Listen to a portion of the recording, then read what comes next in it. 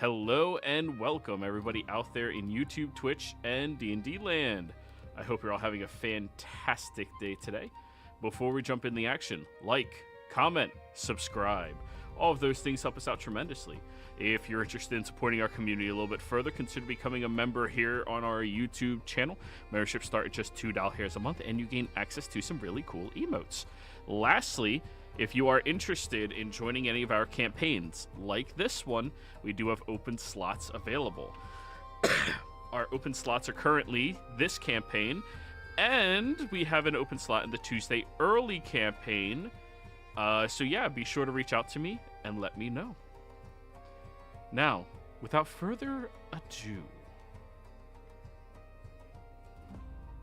oh, I lost my page.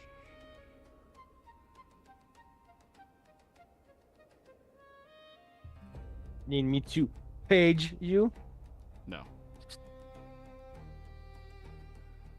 There we go. I found it. Sorry. I have a lot of scripts this week. So. The narrator observed that mortals often believed battles were won with steel, spell, or blood. Yet they clash. This clash held none of those things. No blades were drawn. No heavens split. No armies marched. And still, the air itself trembled as if a war had passed unseen. The narrator noted how the Godslayers stood before divinity, not as executioners this time, but as mirrors and gods, he mused, so rarely enjoyed seeing their own reflection. There she stood, Timora, cloaked in borrowed flesh. Natalie's body worn like a crown too tight for comfort. The goddess of fortune, of chance, of the turn of a card, and the fall of a coin. Now speaking in the language of inevitability. Equivalent exchange, directed suffering. Worshipped weighed like currency upon a celestial scale. The narrator found it ironic. The deity of luck seeking certainty, the embodiment of randomness demanding control. Words, not weapons, were cast. Questions, not spells, struck their marks. The party did not demand surrender. They demanded introspection. The narrator wondered how often gods had been asked to think rather than command. Comparisons were drawn, gods and devils placed upon the same philosophical table, tyranny named for what it was, regardless of halo or horn. Insight peeled back the veneer, and beneath divine pose, cracks formed. The name Aceso echoed like a chisel against marble, and the goddess faltered, not in power, but in certainty. The narrator noted this moment carefully. Mortals so often mistake hesitation for weakness. It is not. It is the birthplace of change or catastrophe. Then came the truth that struck deepest. If probability is nudged with intent, chance ceases to exist. And a god of luck without chance becomes a god of control. Silence followed, the kind that weighs more than thunder. Where violence might have severed flesh, persuasion reshaped doctrine. The party did not tear divinity from its pedestal. they tilted it. Timora summoned her herald, serendipity, and hope was commanded to spread, not as reward, but as presence. Misfortune would no longer be a sign like punishment. Luck would breathe again within uncertainty rather than be shackled to decree. The narrator found this rare. Gods seldom change. They shatter, they ascend, they fade. But to adapt, that was a mortal trait, and perhaps the most divine of all. Yet the victory was not without shadow. Timor would not relinquish Natalie's form. Power had roots there now. Deep ones. And though she withdrew from Exandria, she did not vanish.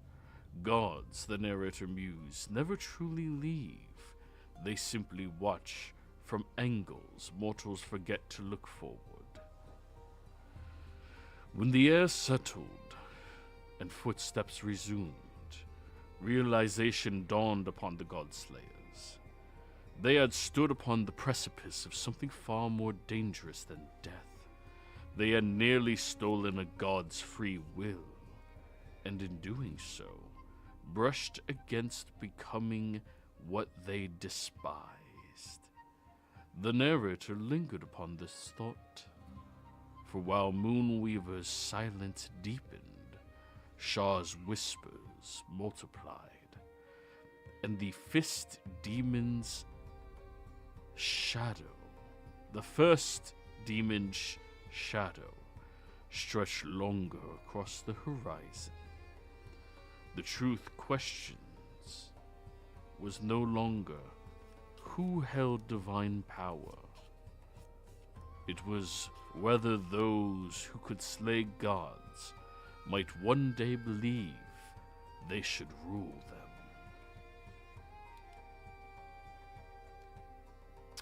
As you are all walking away from this scene, you are hit with that very long introduction from the narrator. Hi, narrator. Feeling unlucky today? The narrator does not deal in such domains. Where do you even pull these things from? Everything. I am omnipresent. Sure. It anyone means I understand him? exist all around where I am, and know everything that transpires in such a location.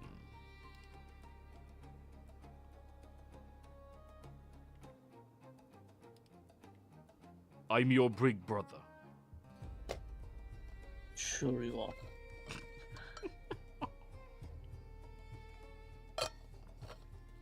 I swear he gets creepier every time. I mean, Big Brother does watch you, so yeah. Half the time I wonder what he's even talking about. It doesn't even make sense. Fuck you, I put a lot of effort into that. No, I know, but I'm just gonna narrate to know you. Fine, I'm narrator will leave. I'm dealing with an 8 intellect here.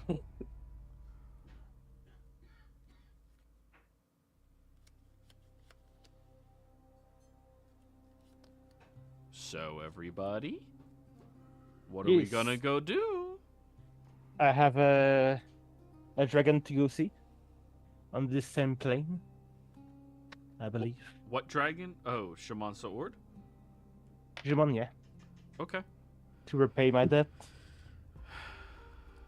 Do you think you'll be accepted into Marquette? Well, he has to, otherwise I can't pay. Give me a sec. Why does that have to? But you may want to send him warning before suddenly appearing. Back, sorry. apology not accepted. So yeah. Let's go. You may want to send him warning or ask for permission before wandering to his region. I was thinking of going to see the mayor of his town and then ask for what's the word? Not an interview. Audience. Yes, an audience. Did he have a mayor of the town? I thought he was the ruler of it. He's a ruler. Yeah, I don't think he's going to see anyone and everyone barging into the city, demanding like question and everything. There's gonna be someone below him that handle that. You don't want to send forward? By all means, let's go. I would only recommend it. But I can message him, but I don't. Yeah, I guess I can't message him. No, you do what you think is best. I'm just entertained to see what happens. Yeah. This is gonna be fun. Do you wish to message him, or are you just going to show up in Marquette and go, "Hi"? I'm going to message. I'm going to message him. Do you want me to write it down or? I mean, yeah, Just- unless you're going to just shortball it and not care.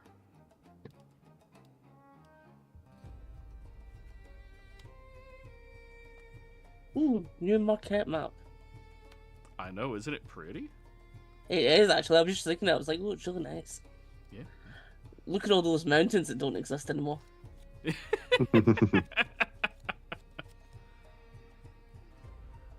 We have wiped at least 2 of those off the map. This is where I would put these mountains, if they still had any.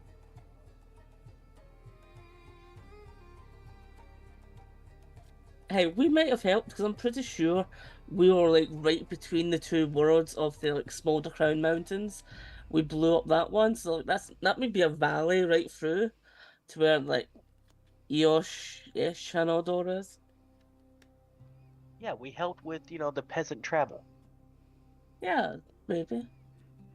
I mean, that one, all blame for that goes on to the demon. We never set off the bomb. Glaciers did that. I have no idea what you're talking about. I've never been here before. You were here. No. Yes, You're you have. thinking- I'm being sarcastic. I know, but now I'm telling you, you were here. I'm me not in the being left with shower. this. Wasn't me. I'm not being left with like, you were on your own for this one. No, you were there. I remember. We were all there. Elwyn wasn't there for the explosion. Elwyn is after, but Elwyn removed her own mountain.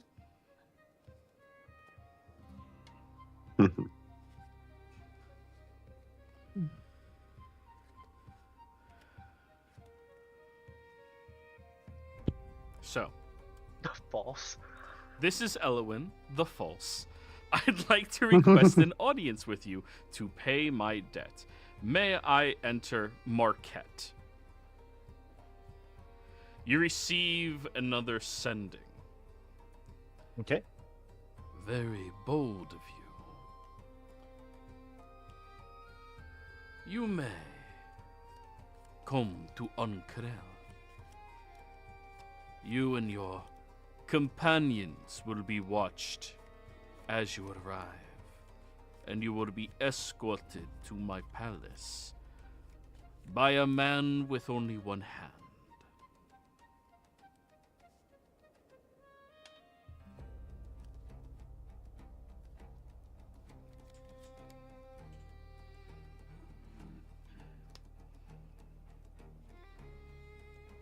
Did you get all that?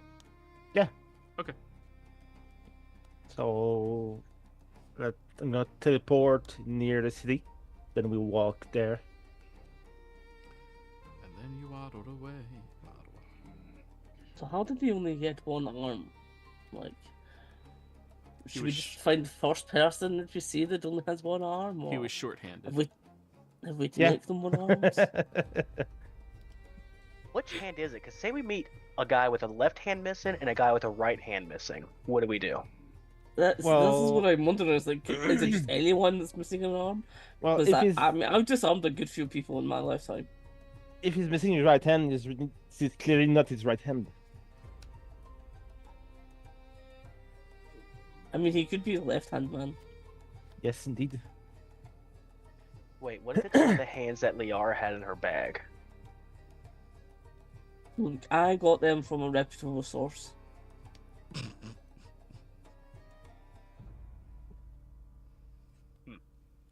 And the ears. They were entirely different creatures.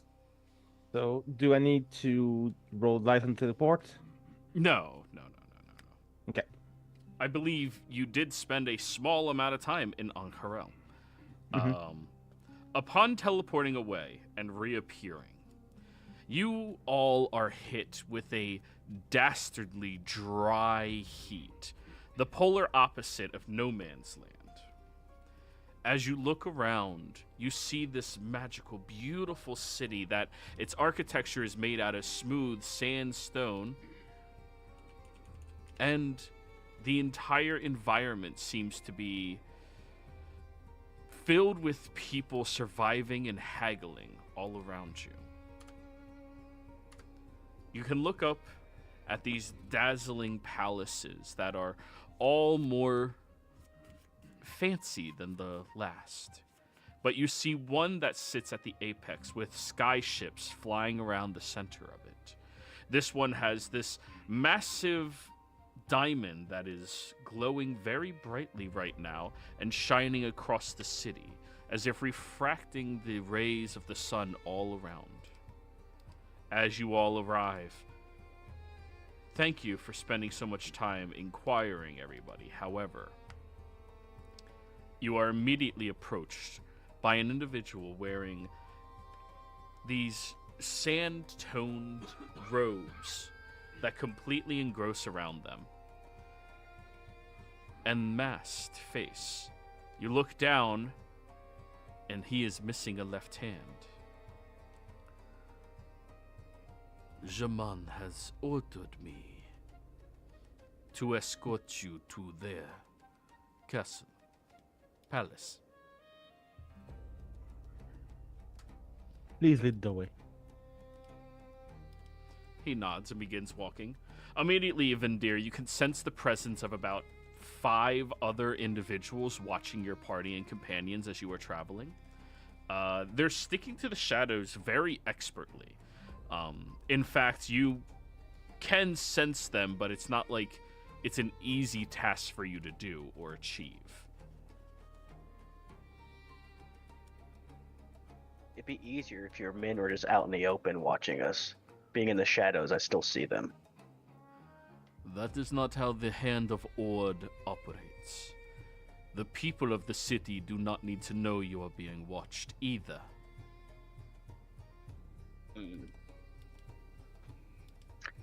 So, do you sacrifice your hand to be a part of the hand? I don't mean that in a rude way. It's actual real question. When I was a boy, I came to the city seeking refuge from a tribe that tried to tame the sandworms. However, we did not have money, and so I had to steal for it. The merchant took my hand as payment for the potatoes. I'm gonna look right at Casimir. You sure his hand isn't in that bag? I don't think so. Wasn't it a bag of left-handed thieves that are still alive? Yes. Yes. Okay, so make sure I was remembering right. No, you. So Yeah. I don't think so. The ears were from murderers. but the hands were for whose? I can't look. I don't make any promises. So, he doesn't seem to take any offense to your question. You figure it's probably something that happens often. Is your wound cursed? What do you mean? You haven't had a cleric try to get you a new hand? No. Those of us in service of Jamansa Ord understand that it is important to remember whom we were before we became the Hand of Ord.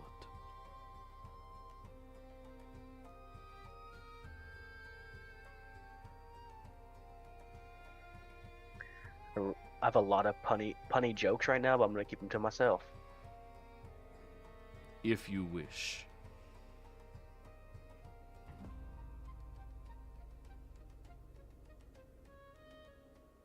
So, yeah, I heard somebody. All I was going to say is, many people keep battle scars. He It's nods. not something everyone wants to be rid of.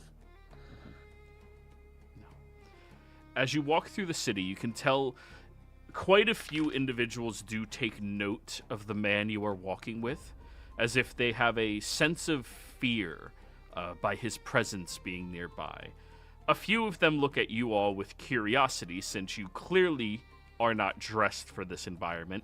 You are just in a place that is freezing cold and winterous. And now it is blistering hot in the middle of a desert.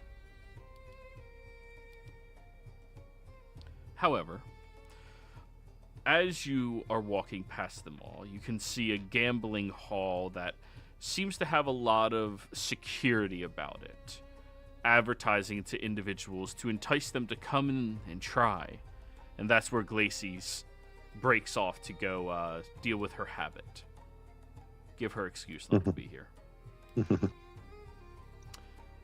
But then you get closer towards the center of the city. None of you speak Marquesian, but do any of you speak Primordial? I believe Vindir does. Let me correct. look. I'm almost certain I do not. This has always been the Nope. bane of this party. We have Don't we never known languages. Well, I We think don't that have tongues? So when I usually ask for people if they understand a language, it's to see if they understand the culture of the environment they are in. The spell does not teach you the culture. The spell just makes it so you can be translated, like Google Translate.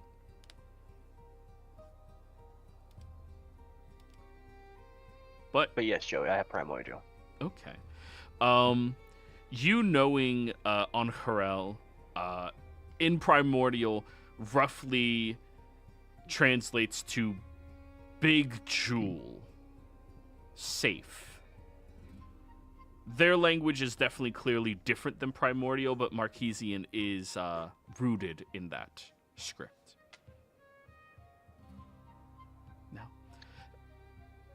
as you are approaching towards that large palace in the center, you can see the dazzling, beautiful, beautiful ruby up there that is just swirling around, keeping everyone safe. And then you see these towers that have similar gems on top of them, all of which are elongated instead, that are rotating around. Each one of those gems looks like they are roughly the size of a giant in height, and the value of them is incalculable.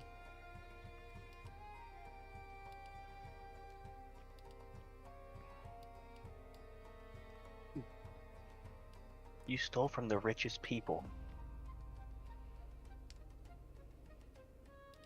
I'd like to not comment on that.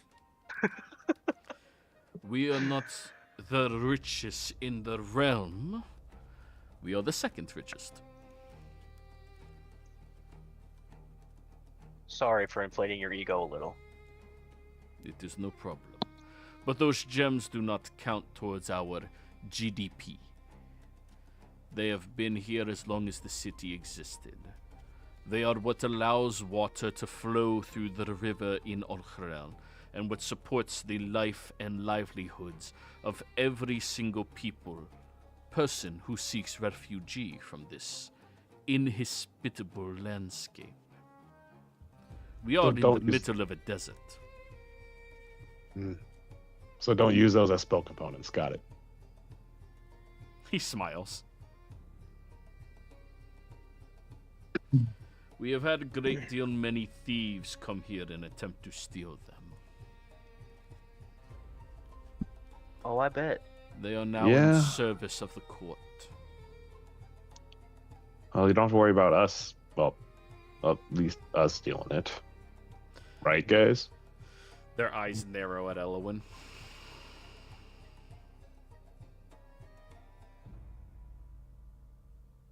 I'm not seeing a single thing right now. Sunburn on them. The gods must hate you. It's still uncomfortable, even if it's bearable and does him no harm. Yes. Vindir's feeling great, hot, and dry. Old people love it. Luckily it's a dry heat, or else my fur would be... Ugh. Oh, yeah. No, it is no moisture in this whatsoever. Good. You have a good hair day. However, as you get up in front of the palace, you see these marvelous large red and yellow sequenced stone walls that are protecting the outskirts. You see the lining across the wall is filled with people who are watching, keeping guard. Instead of most military guards who are wearing heavy metallic armors, they are all wearing lighter bands of armor that strap and protect the cores of them, but more of a leathering environment. A few of them with breastplates. As you are approaching up towards it, immediately, who's in the lead? I'll be. You need to give me a Constitution saving throw. Of course. This is not a magical effect. 20. Okay. You all watch Elowin steps forward and then stops for a moment and then keeps walking. I will go next. Curious. Right. You may roll me a con save. Okay, can't see. Yeah, I think I'm good. Okay. Yeah. All of you, on Vindir, it is much, or sorry, not Vindir, on it is much more clear. As he steps through the threshold, there is this blast of cool air that shoots up and shoots all of his fur into the air. It feels fucking amazing. Do I just, like, look bushy right now? Just like a little bit, but, like, you don't look unprofessional by waiting in the air conditioning. You know, like, on a really hot day, you get home and you just stand in front of your AC. Yeah. It's like one of those things, but you're trying to look professional in front of people instead of going, oh, lift up my shirt, you know? Only me and looks so much better. Nice guys stepping up. Yep. Same thing for you as well.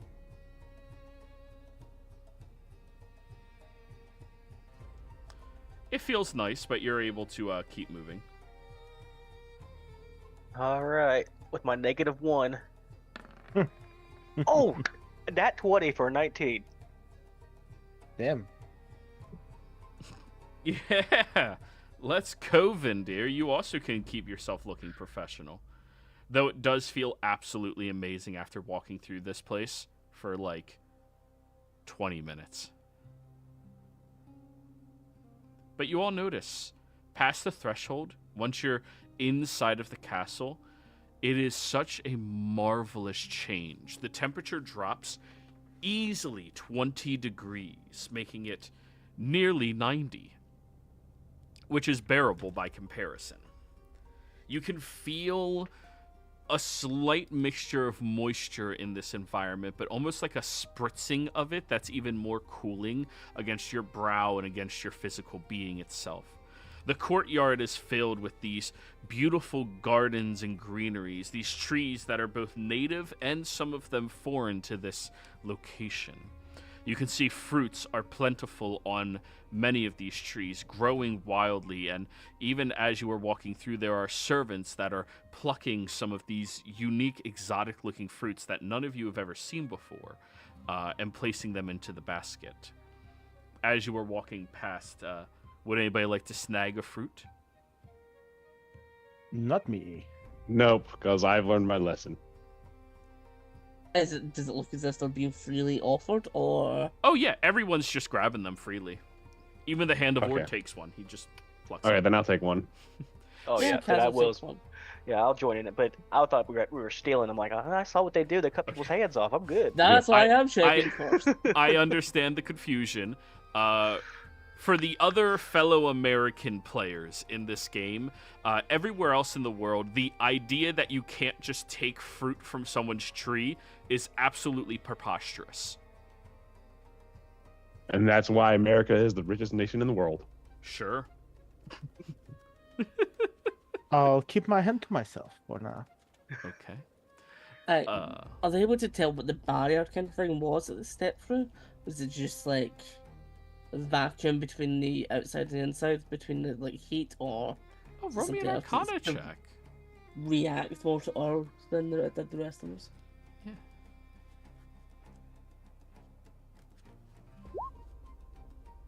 Nice. That you actually got it right. It's a barrier. It's a vacuum that keeps the exceptional heat out. You still get the sun's rays, but there seems to be a permeating enchantment in this location to keep it perpetually slightly misty and much, much, much cooler by comparison. Very sure. Yeah, the magic that they have here seems integrated into the stonework and ancient. In fact, Kaz, this is one of the oldest places you've ever been to outside of the Underdark. One thing a lot of people don't think about on Zodiac is because war is so omnipresent there for so long that they don't really have historical landmarks that last longer than 100 years. Yeah. In the Underdark, there's plenty of them because oppression, right? However, this is a location that would rival many places you have seen down there, but for a surface area place, this is beyond ancient. I mean, it has to be over 1,000 years old.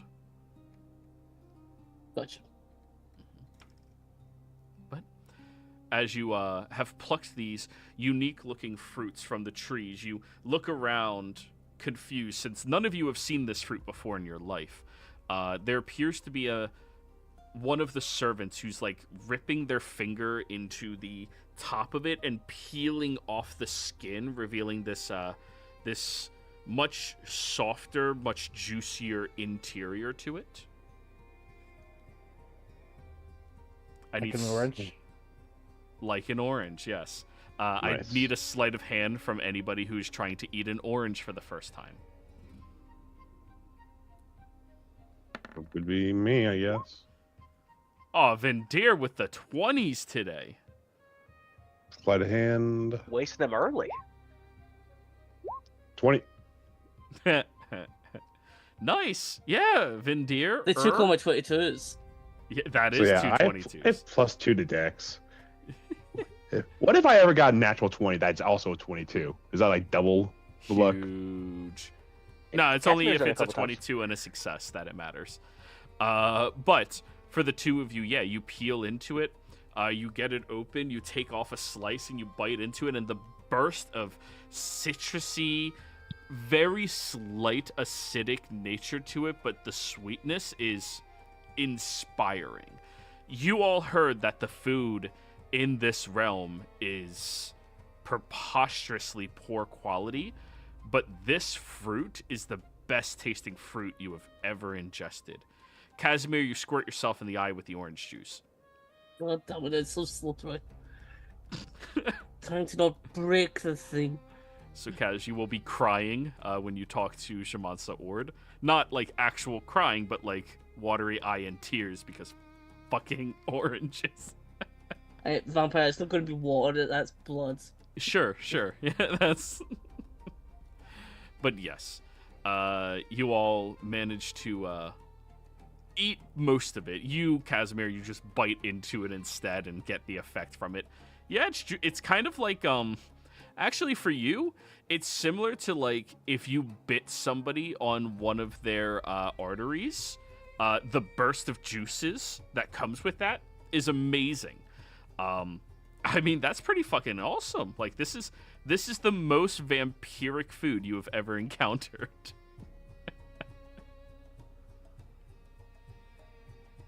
Vampires canonically love vitamin C because they don't get enough fucking daylight.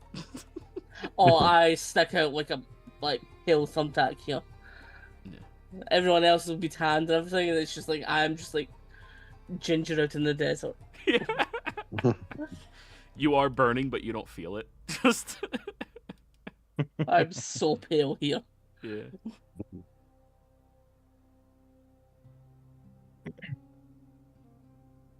Sorry. So, you all approach over towards the palace itself, where upon entering into the first primary floor, you all are greeted by servants, many people dressed similarly to this Hand of Ord member that you are talking to. They come approaching over towards you all with these towels draped over their arms and holding out fresh bowls of the bluest, clearest water you have ever seen before in your life. There's little sparkles of dust that is clearly seen inside of it. It's illuminated. It's not illuminated. It's infused with diamond dust, except the bowl being brought over to you, Casimir. As you all have stepped in, the Hand of Ord member will instruct you. You may relinquish your shoes here. Wash your neck, your hands, your face, and feet. I'll do that. I'll do that as well.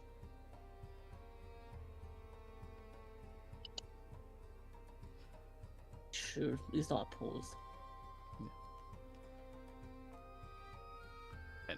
As all of you do it, the cooling nature of it on the back of your neck is absolutely incredible. But you do notice you were all sweating so very much more than you thought you were.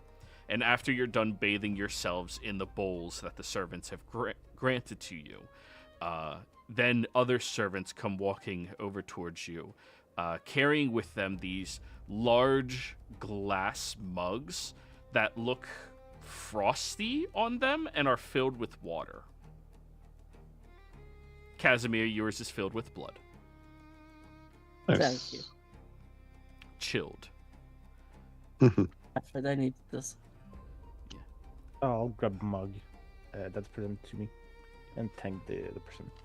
The moment the water touches your tongues, all of you realize you are incredibly parched right now.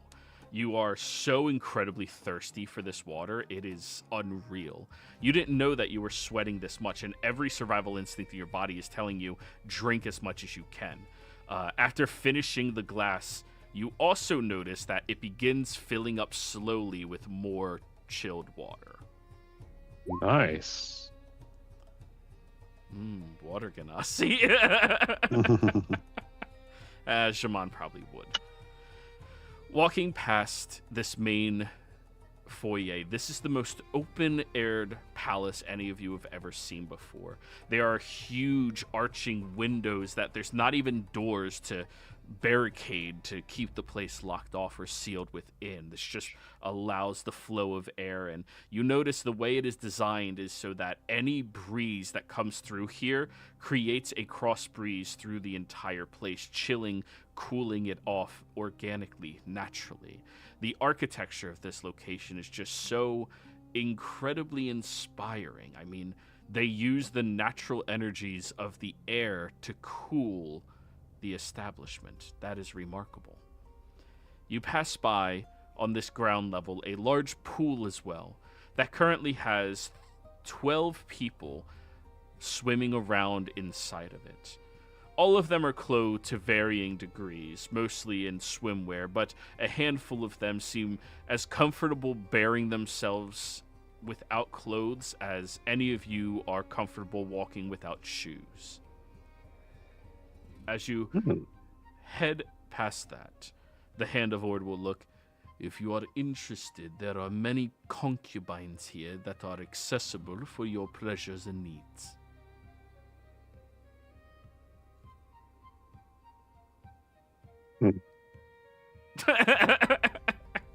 I'm not gonna say a single thing. I don't know what to say to that. Noted, thank you. If we're interested, we'll let you know. Mm-hmm. Y'all are in Marquette. This is a big boy area.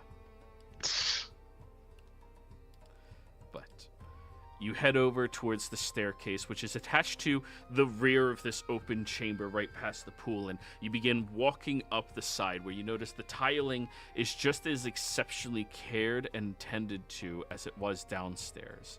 You notice these beautiful standing pillars all around this upper area here that has artifacts placed upon them, ancient artifacts that you struggle to think how old or what the civilization was like that would maintain these items, that would craft them. In fact, as you pass by them, I would like each of you to roll me a religion check, even if you are not proficient.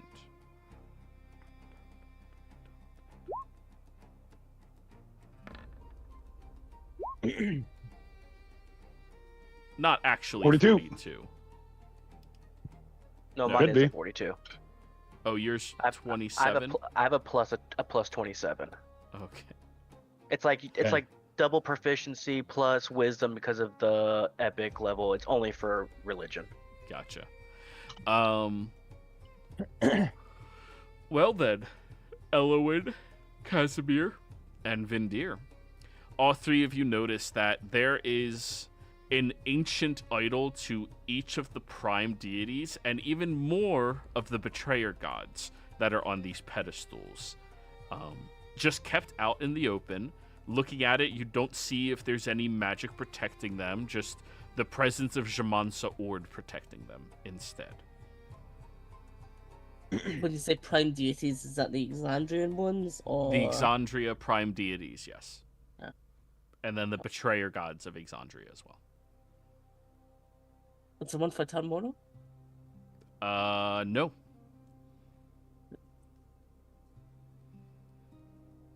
Yeah, noticeably, Vindir, there's not one for Timora.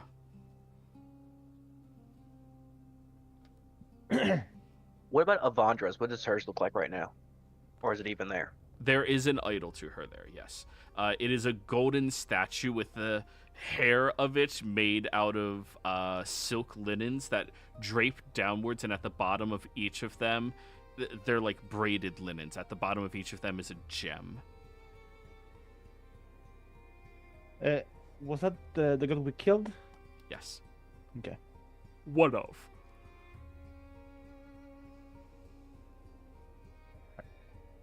Y'all are currently 2-0 versus gods.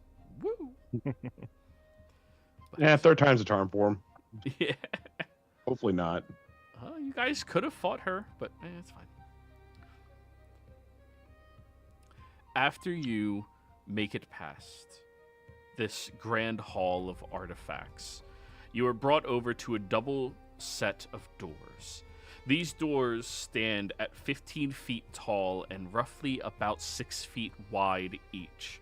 The doors open inwards into this large foyer room, but before you see that, you all take note of the guards that are here. More Hand of Ord members that are watching you all carefully. Each one appears to be hands at the ready, anticipating conflict with you. And as you all walk up to the doors, an individual begins casting a spell that all of you can easily identify as the Identify spell. In which case, they touch each one of you to confirm that none of you are hiding any magics, hiding any presence, or anything else that shouldn't be allowed here. after confirming it, the doors push inwards, and you see this vast open chamber that leads to the rear area of the palace, completely opened, stretches above your heads around 80 feet before creating a new canopy above you. You can see the bottom of that centralized ruby above your heads, currently twisting right above your heads as well. And the groundwork here is that of a beautiful, beautiful dragon that is completely etched into the stonework and is perfectly sculpted by it. Seated up on this marvelous throne is Jaman Saord waiting for you. Their eyes clearly still draconic in nature as they observe and watch you all.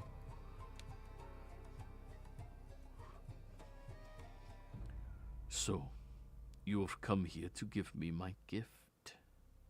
Or give me back what is mine?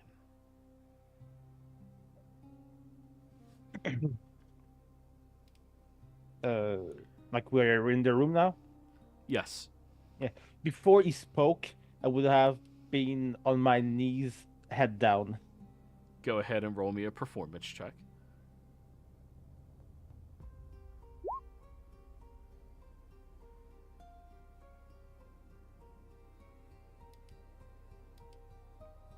Anyone? He'll allow you to grovel at his feet. Or grovel in the throne room. Mm-hmm. Congratulations. You have managed to show respect to me. So, where is my gift? May I brought it here? Bring it here. Sorry. You may. I'll use my key to the what's the word?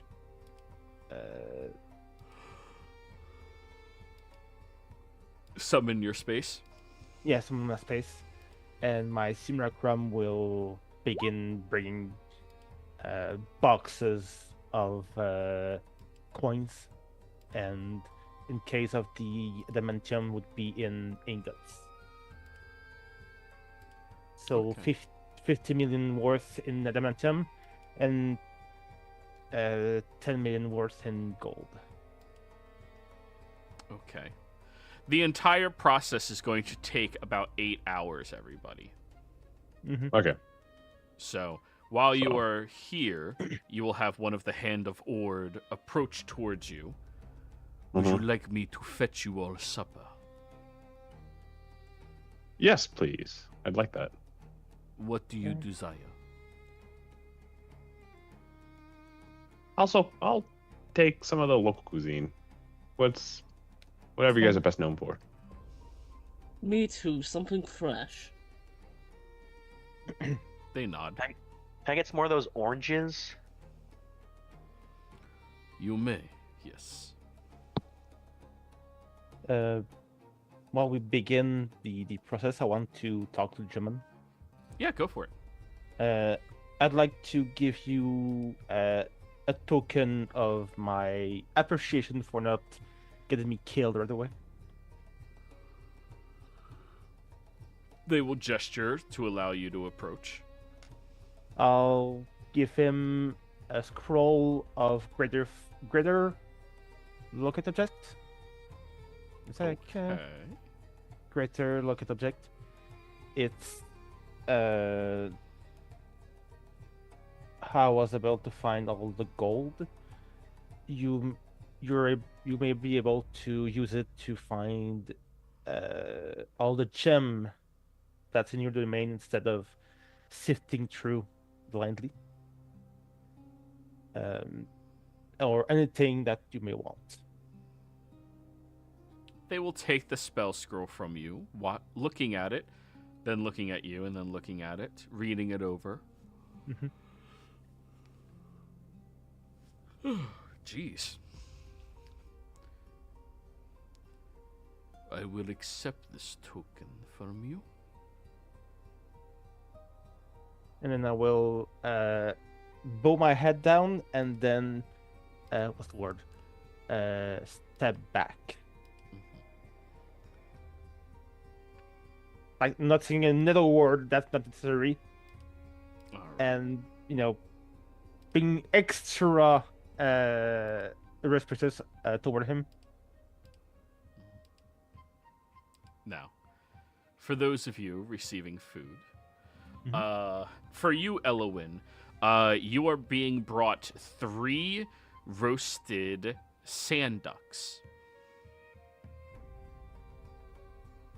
Okay. Sand ducks are roughly the size of a horse. Okay. There's no special seasoning or anything. They're just giving it to you roasted. For you, Casimir, you are brought a redskin genasi to drink from directly. I would prefer cool-blooded, but I appreciate the effort. While sitting here, the temperature just keeps going down. Like you guys are feeling cozy. I still got something to sip from. Yes. Vendir, you were brought a bowl full of these already peeled oranges. Perfect. And as he drops it off to you, it's still the one-hand man. He will whisper to you, "If you feel up to it, try to squeeze them into your glass before it fills with water. The juice is delicious." Yeah, but I like that pulp stuff in the middle. Okay. And then for you, you are brought a literal platter, like a dining room, I'm bringing out meals for 6 people platter, that is filled with this beautiful, beautiful looking, slightly off-white rice with seasoning and various different herbs infused into it, and this very dark brown, slightly orangish looking curry mixed into it with these large choppings of carrots and a couple of other vegetables, as well as, what is the common meat here? An unknown red meat.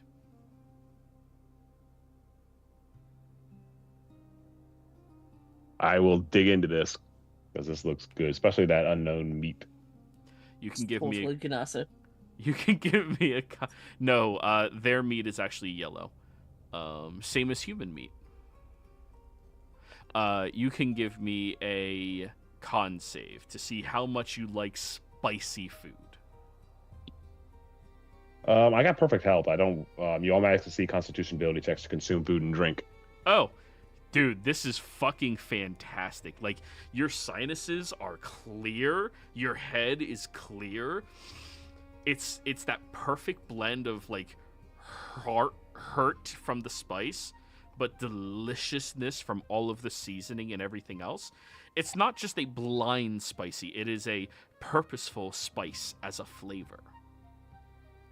Oh, this stuff is good. Compliments to the chef or chefs. Jaman rotates their head over towards you. I had told you, do not lump Angerel or Marquette in with the rest of the world's cuisines. This stuff is good. Very, very good. Yes, it is. So, is there anything else you all wish to do while waiting the 8 fucking hours? I'll I get. won't. You go first. Okay. I was saying I won't transform into dragon to eat that. I'll go as a human eating the duck. The 3 roasted Because- ducks, each one the size of a horse.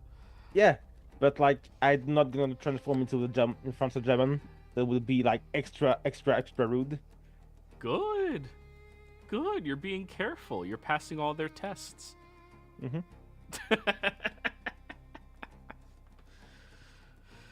Everything is a trial.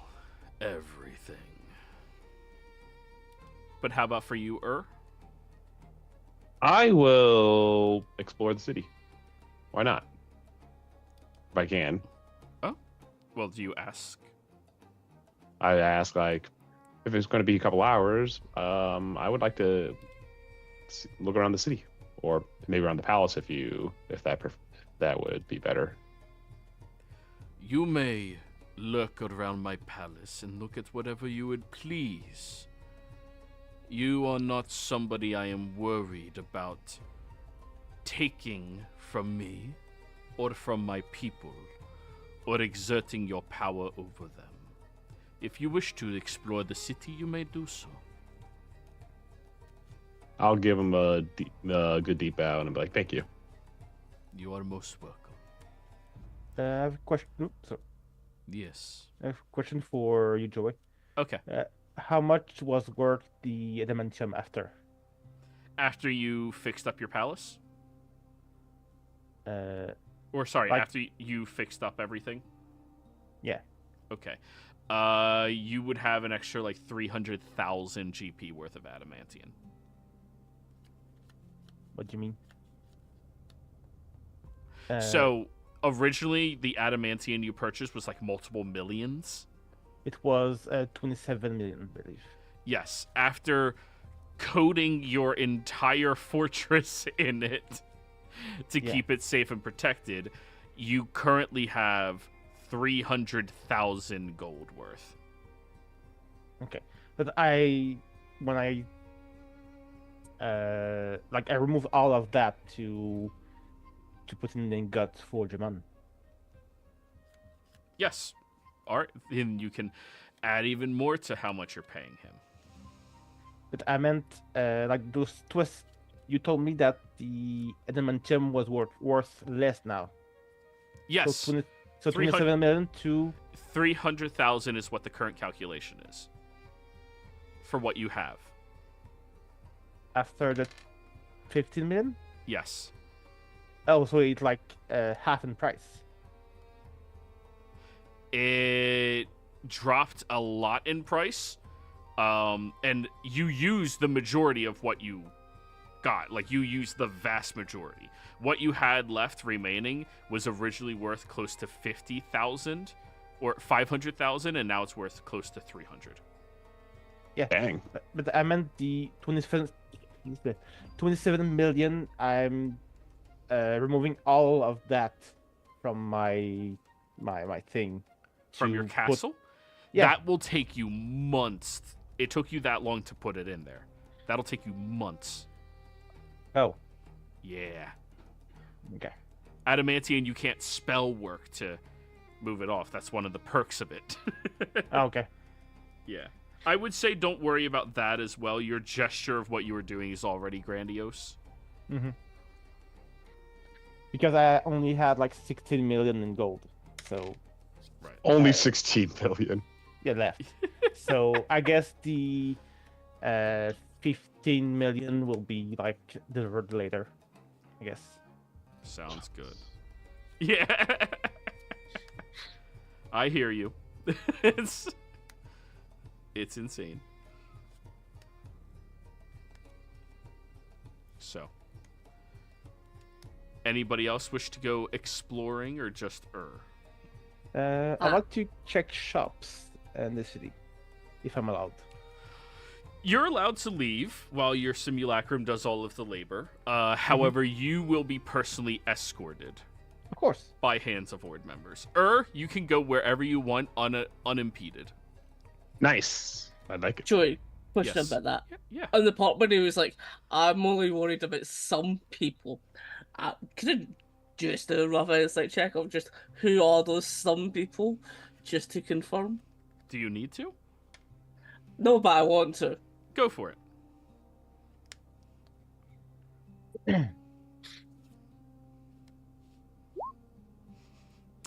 Terrible stat, 28. Out of all of you, is the only one that they respect that highly. Oh, Really? that was less Cool. than I thought. Just you, or I yeah. thought it would have only been Elwyn that they had just mentioned, but they have problems with us as well. Yes, they do. Interesting. Yes, they do. I mean, I did destroy the realm's holy city. You, I can understand. Yeah. What did I do to them? What the fuck did I do? You brought coke to the realm? They had no problems with that. Like the yeah. I wonder what they've heard of Well, you're welcome to ask him. Maybe in a little bit. Right now, I'm good. Okay. So, as you are beginning to explore roll me a perception check. Let's see what you see. Sweet. Oh, yeah, I gotta turn off. Sorry, give me a second. I still have rage turned on. That was giving me plus 20 to perception. 13. Okay. This city is really a marvel.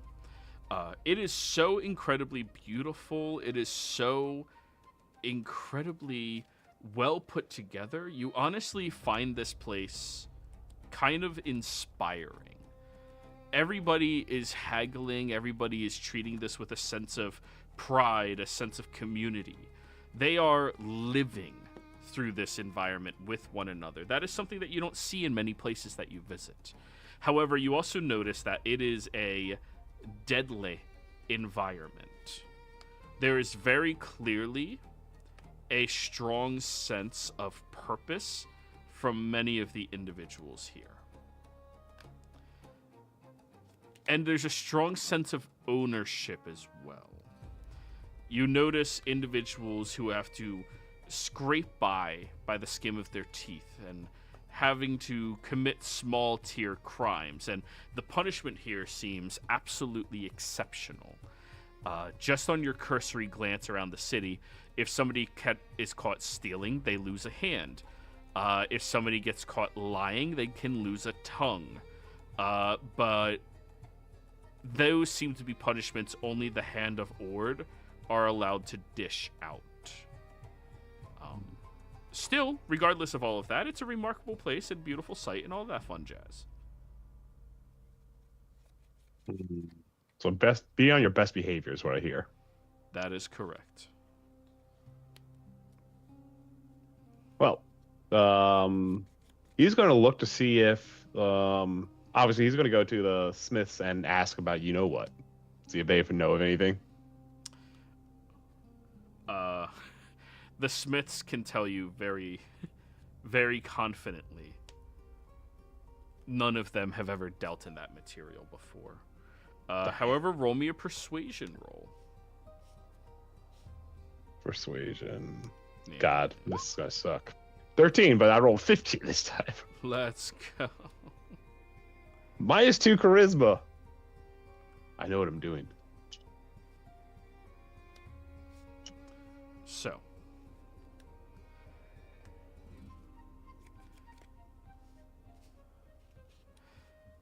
one of the people seems to take note of the questioning you have, but they don't engage with you very much.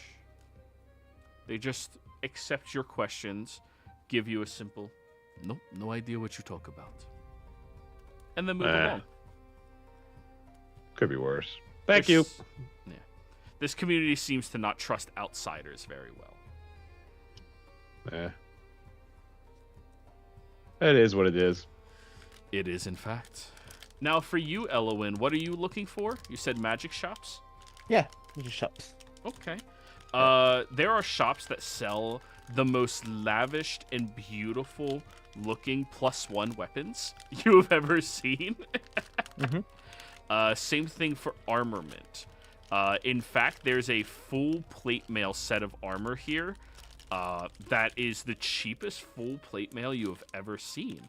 It's only 1,300 gold. Okay. It is pretty cheap. It is. And as you are looking around, go ahead and roll me a perception check. Of course.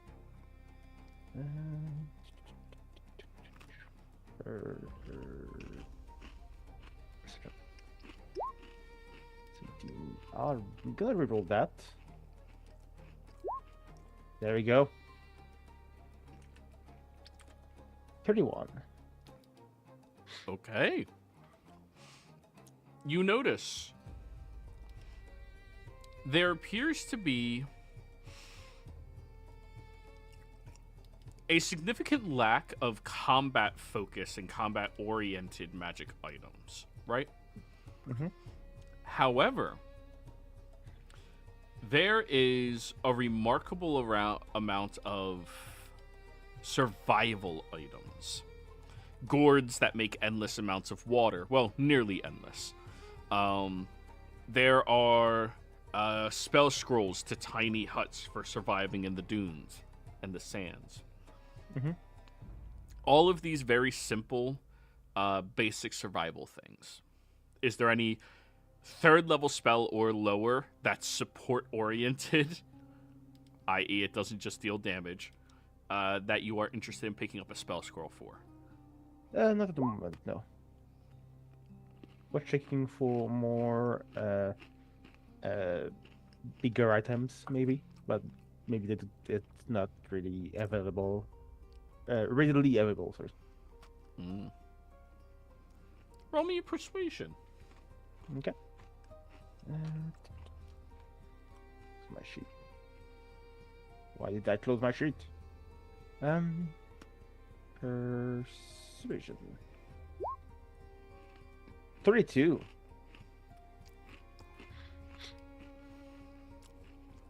Okay.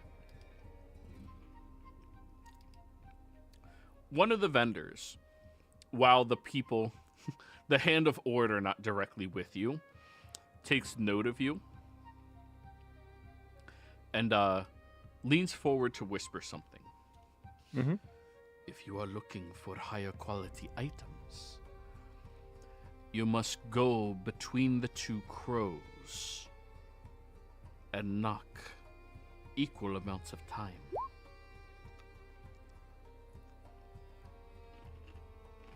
I thank you. Do I see those crows in particular? Probably like they're probably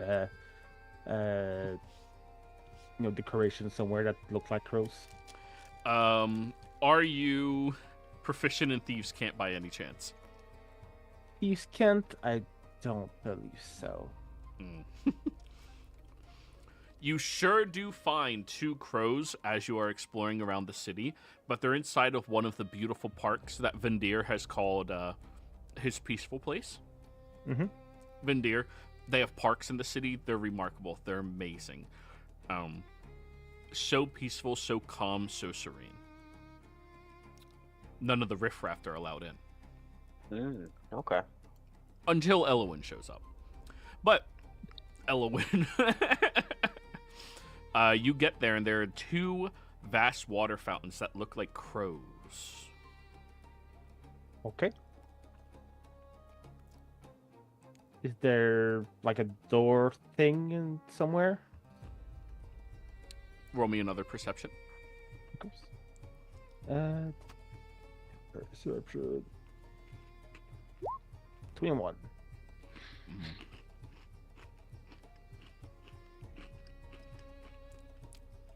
There's no doors here.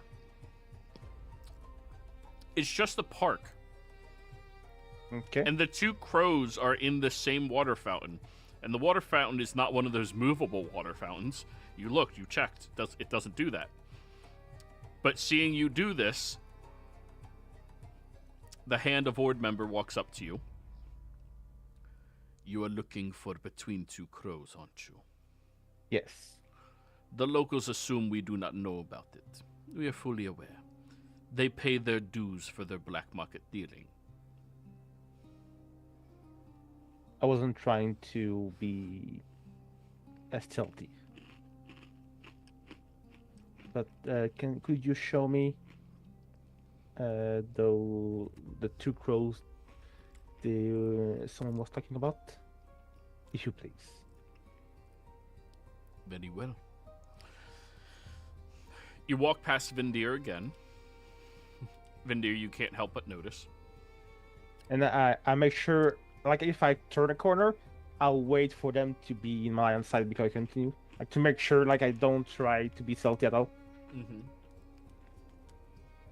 Performance check. Let's see how well they're... You can make it. I'm not being suspicious. Performance. 25.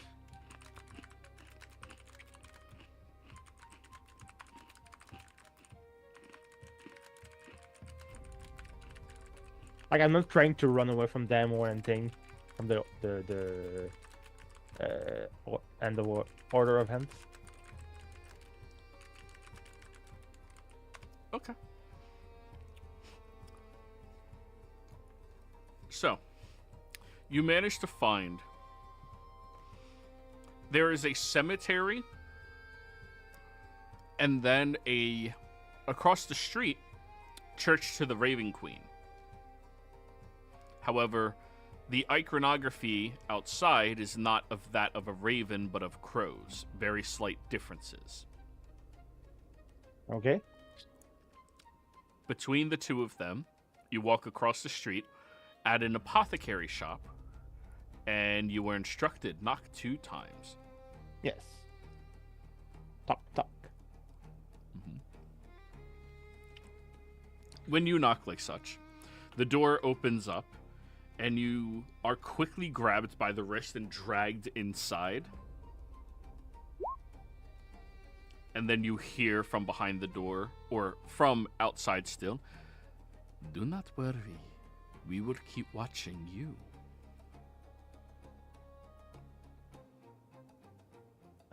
I just do a quick thumbs up to someone I can't see anymore. Mm-hmm. You see this small goblinoid individual walking past you, the one who had grabbed your wrist and dragged you inside, and brings you over towards the back wall, where they rasp on the door 3 times before it opens up and you're allowed to walk downstairs. Mm-hmm. Entering into this large chamber. You look around for a moment as your eyes adjust to the darkness down here, and then you begin to see this beautiful display of armament and arms and items of all various qualities, but looking much nicer than everything on the surface. Mm-hmm. And then you hear from an individual across the room. Well, well, well. What have we here? Someone inquiring about the crows and what lies in their nest? Yes. And Good morning. You are? I'm Elowen. Pleased to meet you. Pleased to meet you as well. I assume you are here for intrigue. Are you interested in weapons, armor, gear, or perhaps things a bit more reliquary? More reliquary. Yes.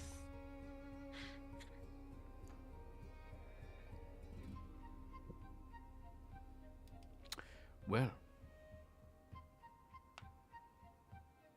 What do you have in stock? we have a phial of stolen dawn. He brings out this beautiful large glass container that has this strange markings across it, and the liquid inside appears to be a dazzling clear liquid with gold flakes floating around inside. Go Schlager! No, I'm kidding. Okay. What's the diet? Yes, I'm gonna do a Narcana check. You may.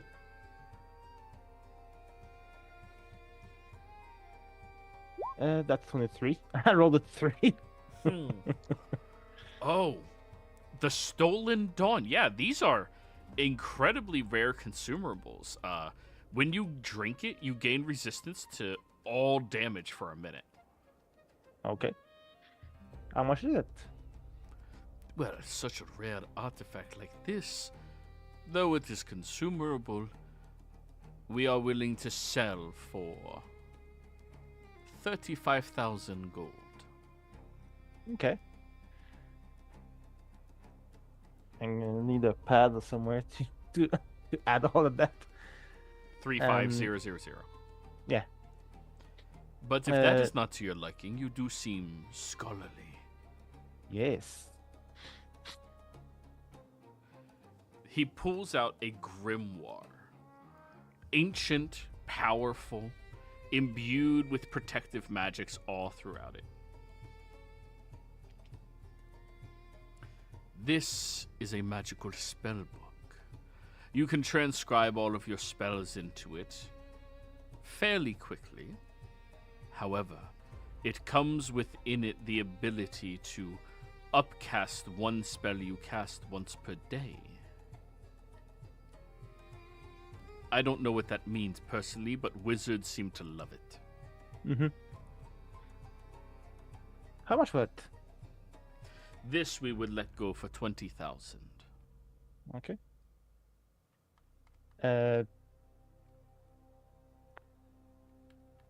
How much for the whole shop? For the all you have here today? Like the whole shop. Well, if you're going to clear me out of stock, I would have a ruined reputation until I refilled, but outside of that, Mansa Musa, this is why you can't take the dragon anywhere. Outside of that, I would be able to give you everything in here for, say, 2 million? I'm just going to grab like a couple of boxes from my 2 million. There you go. Well, you would have to recast the spell, which means the other door closes, so they're no longer fishing out the gold. You can go back and get boxes and then come back. Yeah. I need to go grab said gold. I don't have it with me, of course, but I'll be back. Be safe on the streets as you come here. Of course. Okay. Vindir, roll me a... Well, you don't have to roll, you would actually hear it. As you are meditating out in one of the gardens, you can hear the whisper of the wind begin to emanate outwards. You hear it speaking in ancient primordial, a forgotten language that you understand. The wind seems to be seeking something.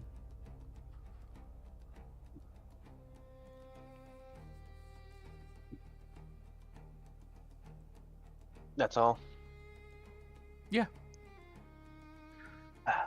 Great. The wind itself is seeking something. Well, my ears are now perked, so I'll be listening for something next. Okay. Or if the wind shifts because somebody walks into my viewpoint, something like that. Right. Casimir, that was a great tasting genasi. Slightly spicy. I've left them alive, they're not dead, but they're a bit exhausted now. I'm a bit lightheaded. Like someone want to take this one away.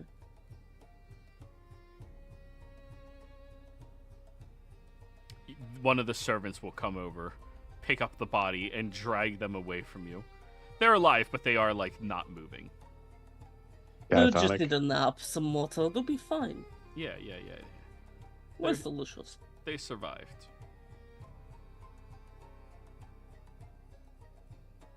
So, as you are sitting there, you come back after going for your enthusiastic walk.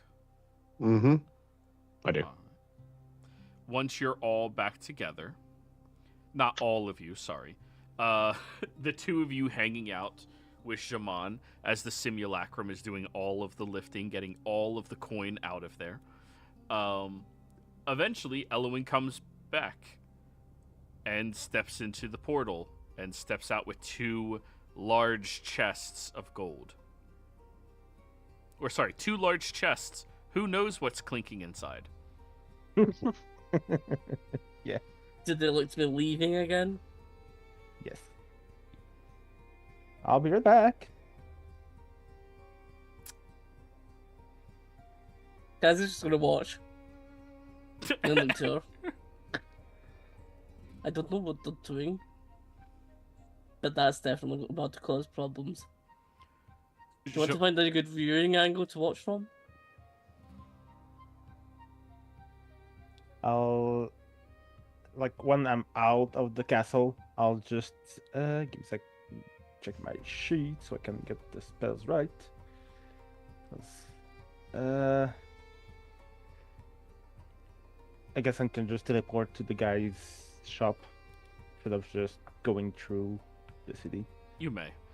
Casimir, I assume you were asking I was asking her, yeah. Rur's ignoring me. Doesn't No, like I'm us here. You're anymore. fine. Suit yourself, her. I'm going to go What? get my own seat by the pool, and I'm going to watch us before all the No, fireworks the only start. things I see are on Roll20. Is this in Discord? No, No, he's we were role talking. playing. Oh, okay. Sorry. The magical art of D&D that involves role. Yeah. You want to go to the pool? No, did you not just see that the dragon just pulled out like 2 boxes filled with I can only imagine what, and walked the opposite way that they were supposed to be giving them? Whatever they were about to do was about to cause a problem. I mean, do you really want to stop it? No, that's what I'm saying. I'm going to go get a nice point to sit at and watch. Do you want to come with? Why not? Of course, That's what I'm maybe I thinking. should. Maybe I should try to stop it. I don't want to be in the good. Look. I'm in the good graces. I don't want to be in the bad graces. There is a lot that they have done that they have yet to pay for. Allow them to get a little bit back. It's not exactly as if it's going to be really harmful on them. And Jaman is watching the 2 of you across this hall have this conversation and will quietly just speak up to you. They are purchasing from a black market dealer blindly everything in their shop. Oh, okay. This is why you can't take them anywhere. If you would like to see, come over here. Oh yes, please. I mean, I'm only in search of one thing right now, and I wasn't able to find it. What are you in search of? Dwarfen steel. Did you get the god off our land? I mean, kinda, yeah. We did. Why are you denying that we did not? I didn't say we didn't. I said Although kinda, that yeah. is not. Why are you Although so if I will say weird? that is not the thing that we are looking for a request from. Although I do have something I need to ask you. So But to the answer the god question, is no yes. longer our problem. She has seen the error in her ways. She was acting out in vengeance. And at first thought that this was the best way to show it. Go ahead. She's seen it, but short-sighted now. Go ahead and roll me a persuasion roll. I don't think Casimir is aware that he's lying, right? Yeah. Okay. he yeah, has no. object permanence is his issue. So like, No, but he's also believing in what he's saying. Like exactly. But he was it's- told that she is. Someone else said she's still here, invisible. But Kaz, he has object Kaz permanence said issues. like that they still did what they were sought to do. right. Like she is gone, he's still believing in that aspect, even though everything's said. But yeah, So go ahead, persuasion. 21. I'm rolling terribly. And you say you need Dorfensteel. He is in Yeesh. search for it. What for? Well, it's the hard. It's the hardest material known to man. Yes, or creature. They nod. Well, we keep on getting into scraps with stronger and stronger things. So, I've got an insane plan that just might work. The plan is, I'm going to replace my skeleton with Wolfensteel. That is fucking stupid. Anyone would This die. is also. He also wouldn't accept a spell guidance to move a boat because he couldn't rely on magic. I barely lost that. You don't rely on magic. He considers it cheating, but he has When it no comes to issues competitions. replacing his entire skeleton. Wait a second. All of the feats I've heard about you, you do not use magic? No. Really? Gosh.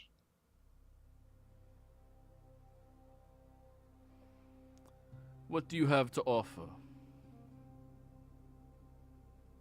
I mean, I could help teach people how, like, what I do, and No, we have oh. trainers.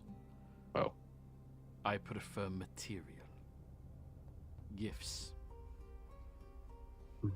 You haven't used your woman in, by the way. I haven't what? Sorry, didn't hear you. You haven't used your 1 million I gave you. I have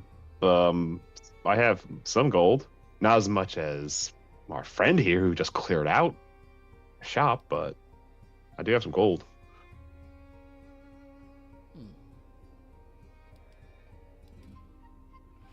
Roll me persuasion. This is gonna suck.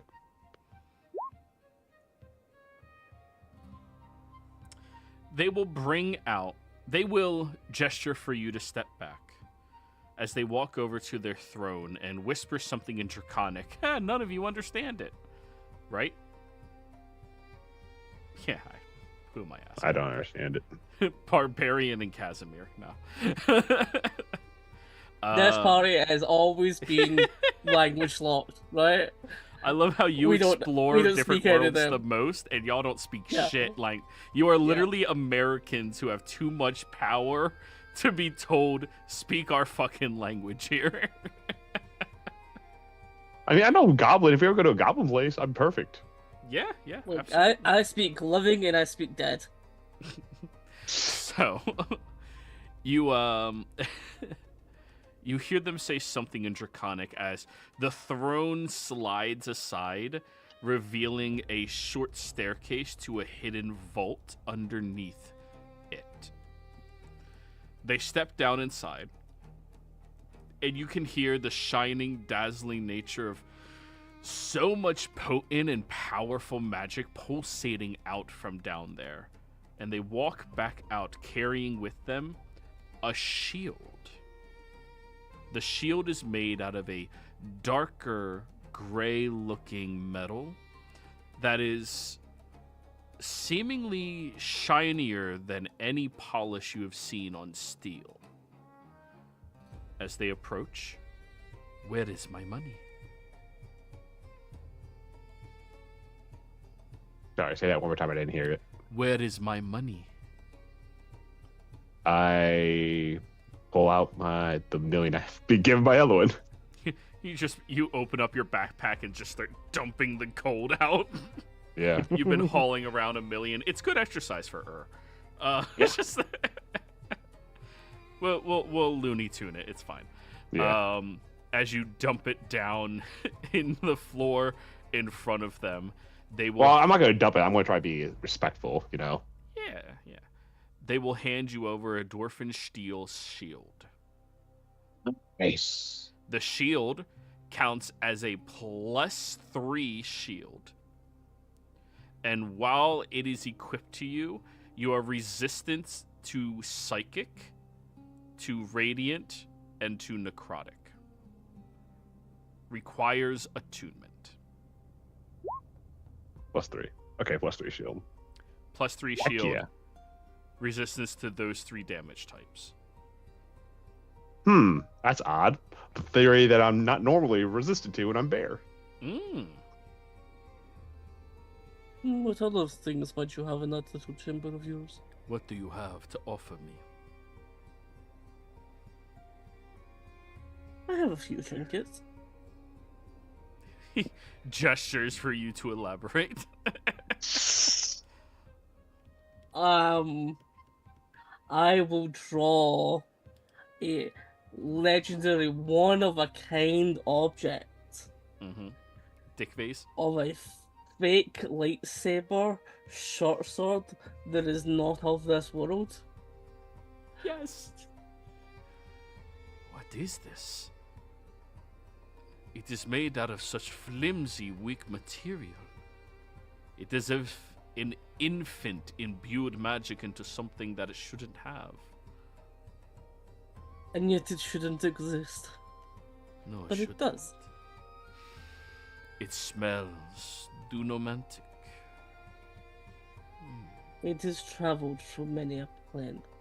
I can't quite explain where it came from, it just appeared one day, but it's nothing of any of these worlds.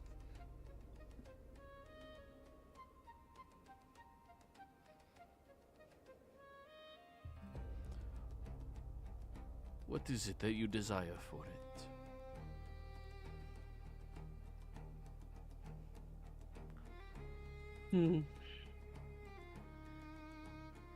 Might you have a new set of armor?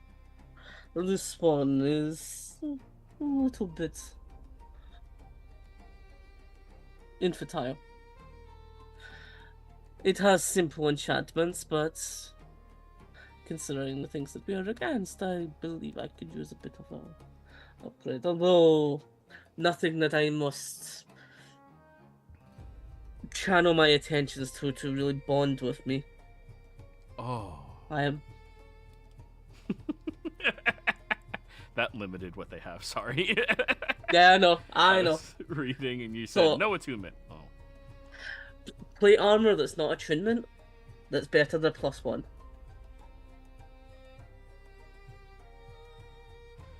That armor set you currently have, plus the sword, and I will grant you Marquesian plate armor.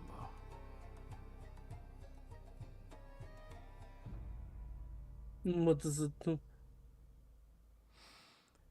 While attuned to it, if you ever choose to do so, you gain the ability to speak and understand Draconic, as well as become much more easily approached by dragons. However, it is an exceptional attunement as well, or an exceptional enchantment of protection on it as well. It belonged to a class of our people called the Dragon Riders.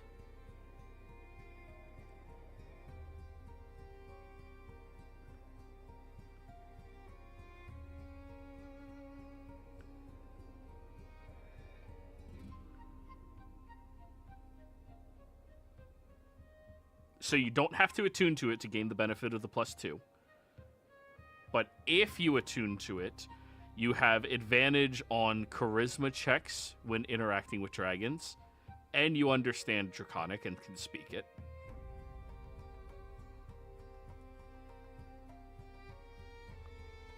Kaz, you're muted. Oh no, he dropped. Well, I think this is a good place for us to go on break, everybody. Be right back. I think so too. Perfect.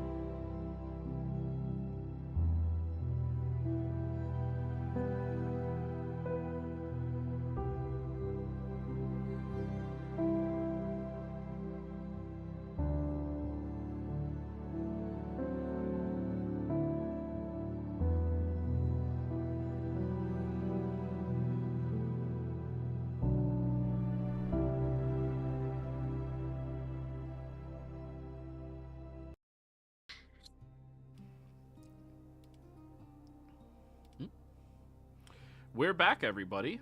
Kaz's internet is as well. So, Kaz, where we left off, what was the last thing you heard me say?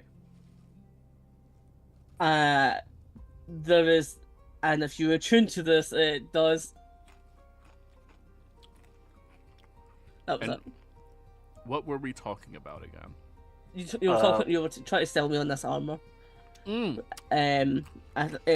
will let me speak Draconic, and I think it says you had advantage on precision checks with dragons. Charisma checks when dealing with dragons. You can speak and understand Draconic while attuned, and it's just a base +2. And what they're asking for is your +1 armor plus that sword. It's certainly interesting, though. And forgive me for saying this. I find myself much more in the business of slaying dragons than I do speaking with them. Then you are speaking to the wrong person. I understand. What else? If I had to consider that I would bind myself with the armor, what other options might you have? Well, you don't have to attune to get the +2. Yeah, Just but I as was a point like, of clarification. you said that there was other ones. I was like, so what else you got then if I did attune to it? Okay. What We is have the prize of your collection? Because I can add to this, of course. There are a few things in my collection I'm willing to part with. Understandable. But if you are looking for something better,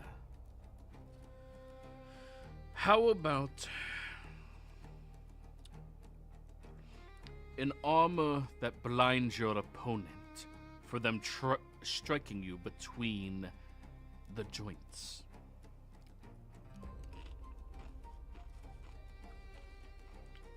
I'm listening. Well, that is what it does.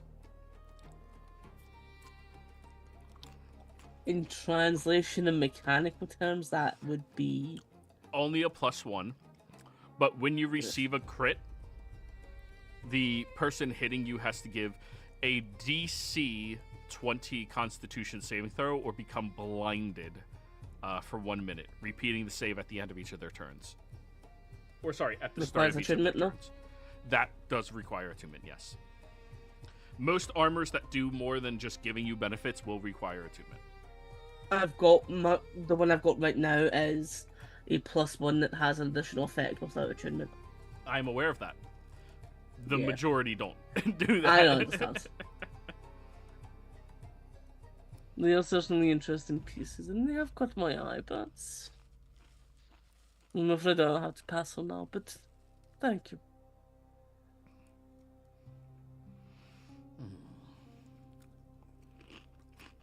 I'll turn the lightsaber off and just...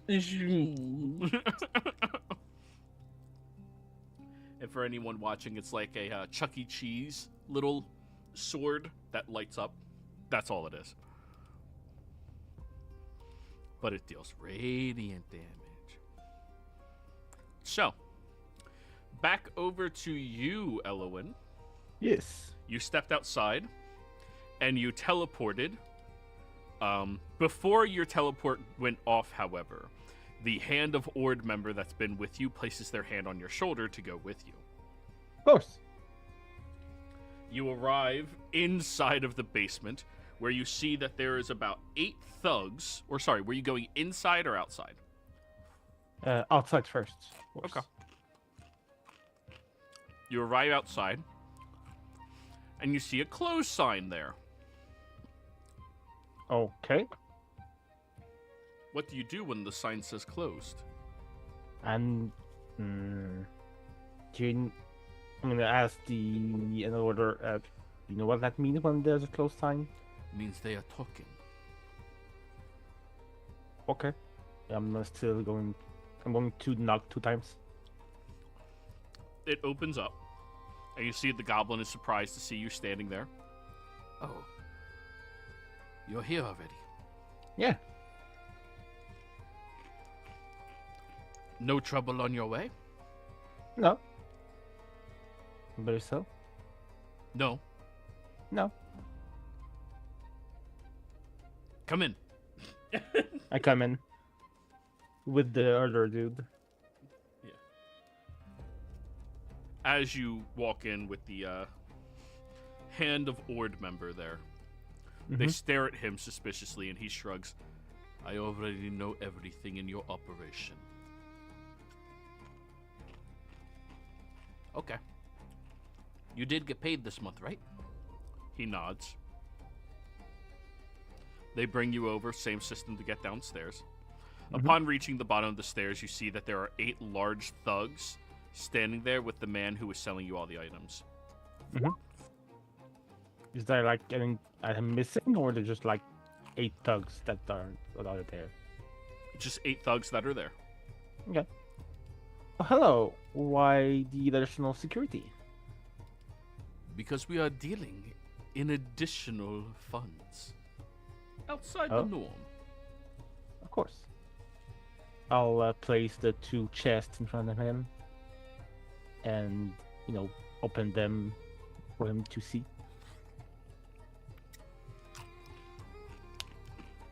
He'll snap his finger. The goblin comes running over and starts counting. I'll step back. And Kaz, the two of you are just watching the building that she stepped into. What do you think's going to happen, Kaz?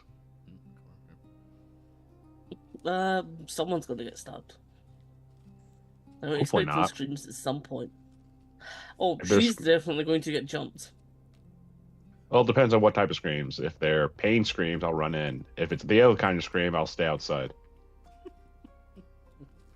We're very far away. Just sit tight, it's fine. Jamon Sa'ord She will deserves hand this. you a spyglass. Oh, thanks.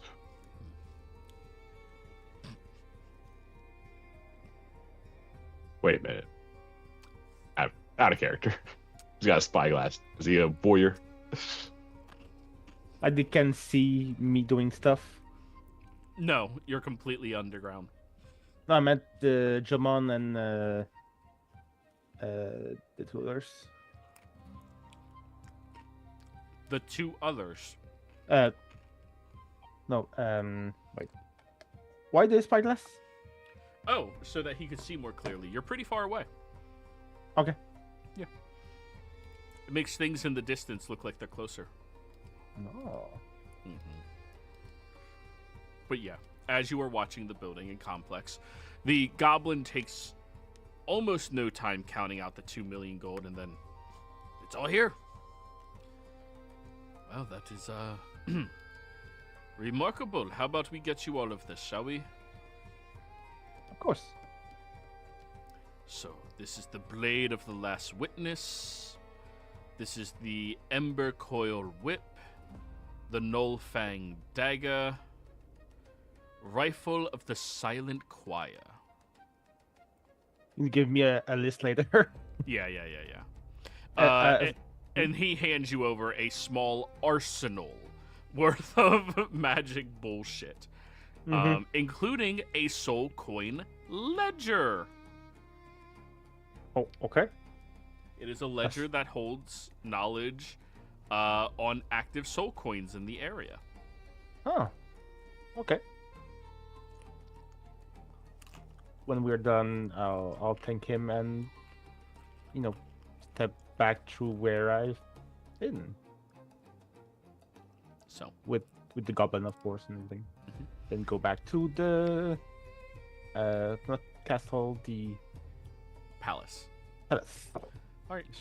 So, around this point, Vindir, you get back over to the castle because it's been nearing 8 hours, and you see is currently staring through a spyglass as Casimir is watching, and Jamon Sa'ord are all watching something. Y'all look like a little bit of like a group of small boys. What are you doing? Waiting for the fake dragon to get jumped. I think the front door opened. Oh, let's look. I'm gonna use my my really good perception to zoom in. You just hold your hands up. Yeah. You all see Elwyn, dragging out what appears to be a line of like 5 large bags that have various different sharp objects, metallic objects, large dioses, sets of armor, all like affixed to them and on the outside, and dragging them out of the shop with the best effort she can do. And when it's out of the shop, I'll use, let me, translocation to put all of that in my place. Uh-huh. So I don't have to carry all that back to the palace. And then you all hear from behind you the simulacrum going, "What the fuck?"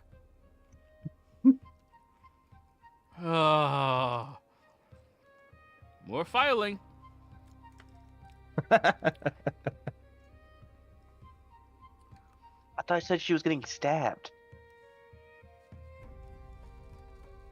She's buying out an entire secret stash. Secret. We expected better of them. Right now, they're being a bit of a disappointment. Well, the watchful eye of the Hand of Ord also acts as protection for all of you. No one in the city would be dumb enough to test them. Couldn't you have called them away a little bit? She would have deserved what she got here. I did not know that was your wish. I thought as your ally you would hope their safety. I'll keep that in mind in the future. I was more than willing to trade you the dragon in the negotiations. They smile for the first time you've been here. I know. I'll ask the order of hand that's with me. Like, can you put like hand on my shoulder? We're gonna take it again. You do not walk and enjoy things, do you? No. They'll put their hand there again. Then teleport again. You guys know, I'm not here to try to evade them. Like, I'm making sure I'm not like trying to like, oh fuck, I forgot him back there. Ah. Yeah. So you all turn around and you see Elwyn walking in with that Hand of Ord member. Do I see the new like here? Do I see Earth's new shield? Does she see your new shield? Yeah. Where Yes. did you get that? No. I bought it Nowhere. No. from nowhere. Did you sell that thing to him? I Do found not it in. Answer questions from you. Of course. They really don't like Eloy. No. Of course not. Oh, were you here for that? Your entire party is aware of it. Jaman is a dragon. Hmm. And Elowin is, as Casimir likes to say, a fake dragon. Yeah, I even introduced myself to Jamon in saying Illumin the False. Because, I'm not pretending to be a real dragon. Otherwise, it would be in bad standing with him. Like, more so than now. You admit you're a false one. Get him. So, do you have anything to sell, Jamon? Or... No. I do not. Okay. If you have spending gold, perhaps you could pay me back more. I'll show him the book. The grimoire. modern book. Mhm. Modern book. The grimoire, like- right? Not the grimoire. The modern book. The one that has Modern book. Okay, Yes. sorry. We got there. with my accent. Yeah, You're good. yeah. I'm I gonna need show to him the listen to modern more book. French people. I'm gonna show him the modern book. See, I would have understood.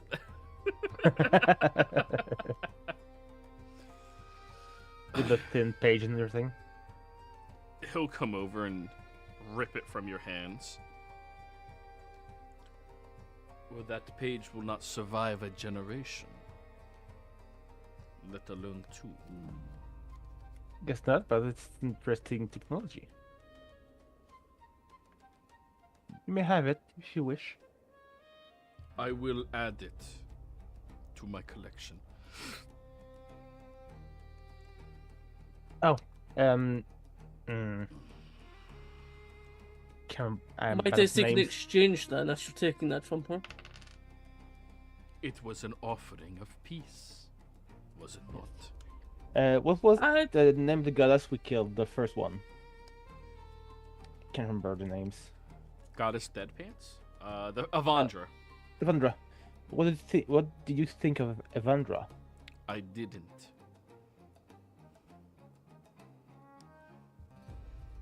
Then it seems we're actually on the right topic then. That is what I was seeking from you. It is a gift, and given the gift that we have given you as well, we're redeeming the god from this world. I noticed a little trinket that you had on our way here. A memento of that no longer god.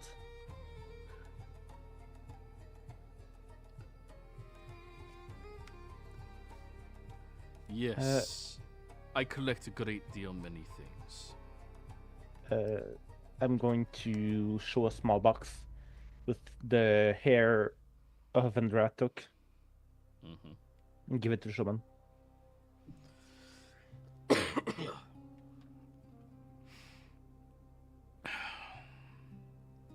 The hair of a dead god. Yes. Well, it's You- something godly, I guess. You can roll a persuasion, finally. Yes. Persuasion. Persuasion. 26.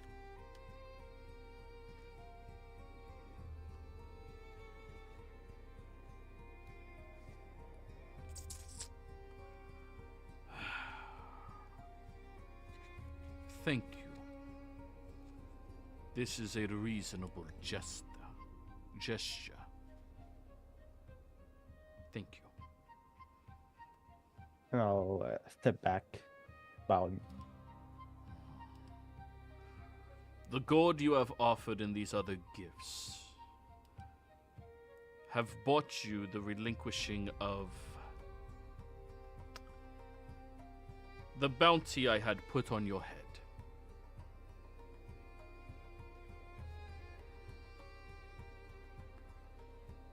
Can you repeat that, sorry? Your gifts have relinquished. Oh, sorry. Your gifts have relinquished the bounty I've put on your head. I think. They nod. Apparently, there was a bounty on your head. Yeah, I assume so. Yeah, I really assume so. That's why I was trying to like bother him up a bit, but like to not trying to get more gold on the thing, just like him off my back. Right.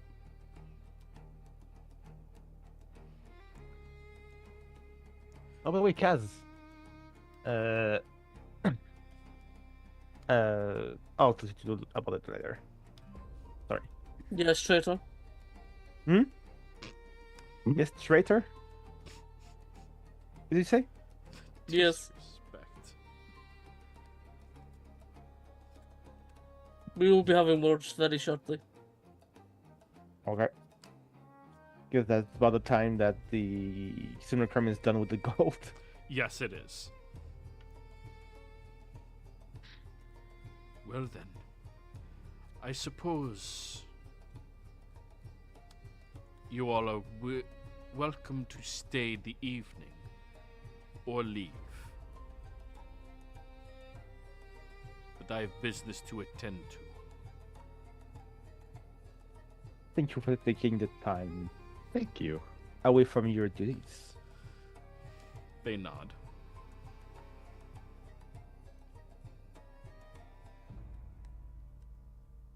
So are you guys staying here, leaving? What are you doing? I'm willing to stay, but I don't think Elwyn will stay. No, I'm not super interested in staying with that. All right, well then get the fuck out of here. Yeah. I'll stay. We can split the party. How are you gonna get back? We have business with a god on a mirror. Fine. I got a new. Oh, I'm not tuned to my shield, so yeah. You can do that. It takes an hour. I thought Yeah. it took 8 hours. No, it takes Okay. 1 hour to attune. Okay, then if we just want to wait an hour. You waited an hour. Do do do do do do do. All right, let's go. Na na na na. At some point, I will be returning. There's a couple of pieces here that we must discuss about. Yeah. But Now it's I know I another need. time. I need 2 more dwarven steel shields, and I'll be good. Well, I have some right now, but that extra would just be extra slag. At least for now, you have a shield. A good shield. Well, I had a good shield beforehand, but it was only a plus. It was not even +2. It was just a regular shield with some extra things. So Ur's gonna stay here and hang out with the dragon, and everyone else leave. Heading back to Zodiac to get sea bass. All right. Or how are you gonna get back to Zodiac? Good point. I'll go with you guys. Caswell says pleasantries to Jamon, though, like, thank you for the hospitality, blah blah blah. And he will have to return at some other point now because there's a business he'll have to take care of. Because Elwyn fucked them.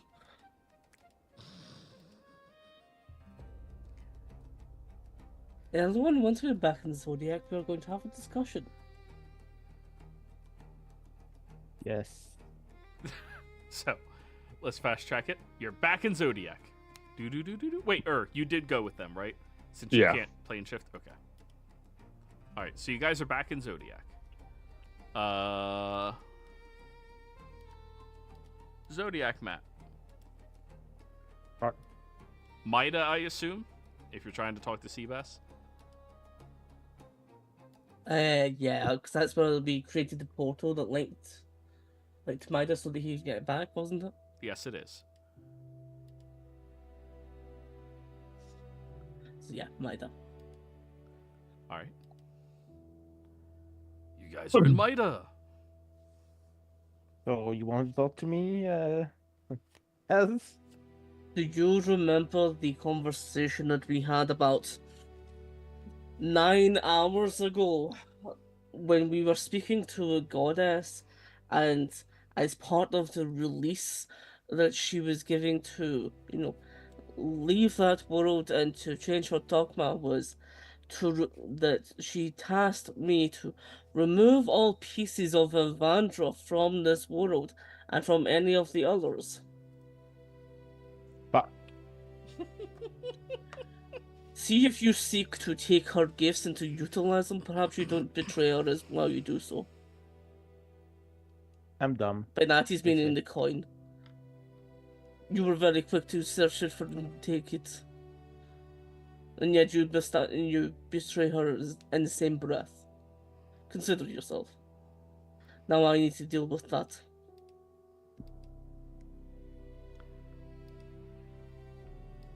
Yeah. Well, at least we know where One Piece is. The One Piece? The One Piece. Oh, by the way, Gaz, I have something for you. Yes, was it peace of mind? What was the first sword you said, Joey? The Blade of the Last Witness. Yeah, I'm gonna pull out that. It is a +2 longsword, no attunement necessary. When you kill a creature, you hear its last thoughts for 1 minute. There you go. I knew you like swords and sharp things. Thank you. He tosses it into the pile of 18 plus 1 weapons. When you throw that one, make sure you let me know. It may or may not be cursed. Okay. And I need to know I- where it can land. It goes into the I'm gonna toss it at a world Yeah. pile. Thank you. Tosses it in the bag. It is a really nice sword, though. Really nice. Think about how useful that could be, though. Can you type it in the name? Blade of the Last Witness. What happened if I upscale a wish?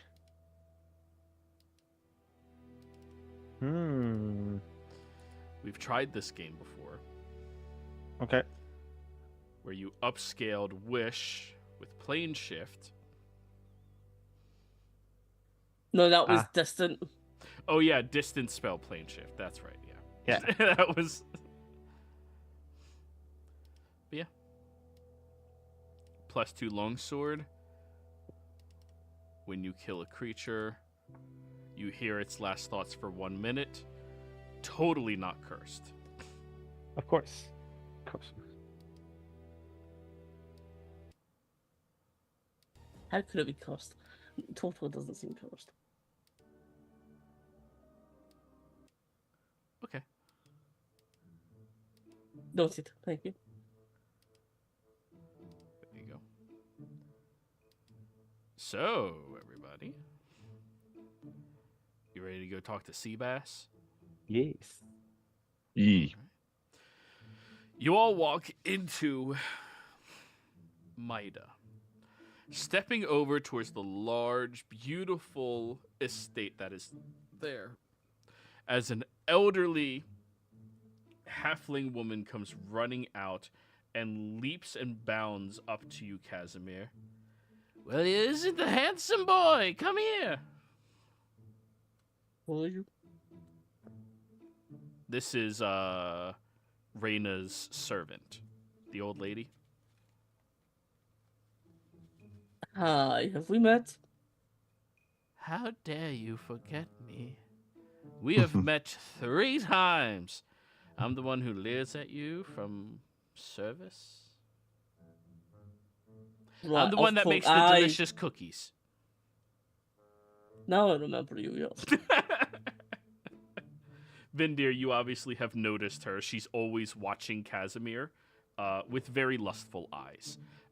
Probably harmless. She looks like she's about, 70.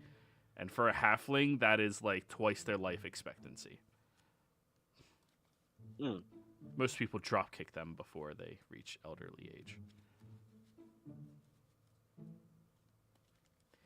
What brings you here today, boy? What do you need? We're looking to try to find to align our schedules with Sebastian. Oh, yeah. He and Ray, they're upstairs right now. I don't think they're doing anything,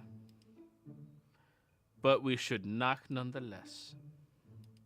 Might you go double check for them and perhaps they can come down and meet us when they're ready?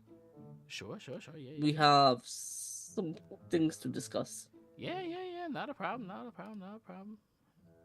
And she skadoodles on out there. Do. And to the others in the group, kind of turn. Vindir, I'm not sure if you have met Sebastian or not, but for Urg and Elwyn, this is someone I traveled with a long time ago, and he was one of the heroes of this world. I put my trust in him. And I would much rather put my trust in someone that I know for this, especially for how dangerous it is, rather than someone of Exandria that we barely know. So, by all means, judge yourselves, but I believe he is of spirit and heart for this.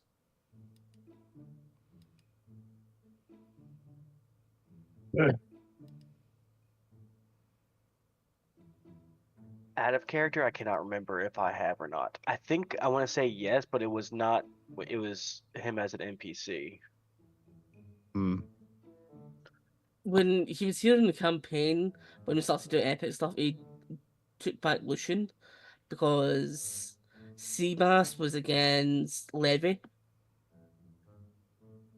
So that was against the water elemental, which I can't remember if that was just before you joined Vindia. It was. No, Like, no, what- I was yeah, I was 'cause- there for Levy. Were you there for Levy 1 or Levy 2? Because we fought Levy twice. Okay, then I was only there for Levy 2. Okay. Yeah, so believe, that yeah. was the first time for Levy. That's when like they were threatening to drown this world. Very first time. It was like before the moon and stuff. So Oh yeah, definitely before me. a long time ago. But I want to say that we met him like in between plane at some point too. I just don't remember when it was. Lucian came with us to, and I think maybe Seabass came as part of it to the Feywild at one point.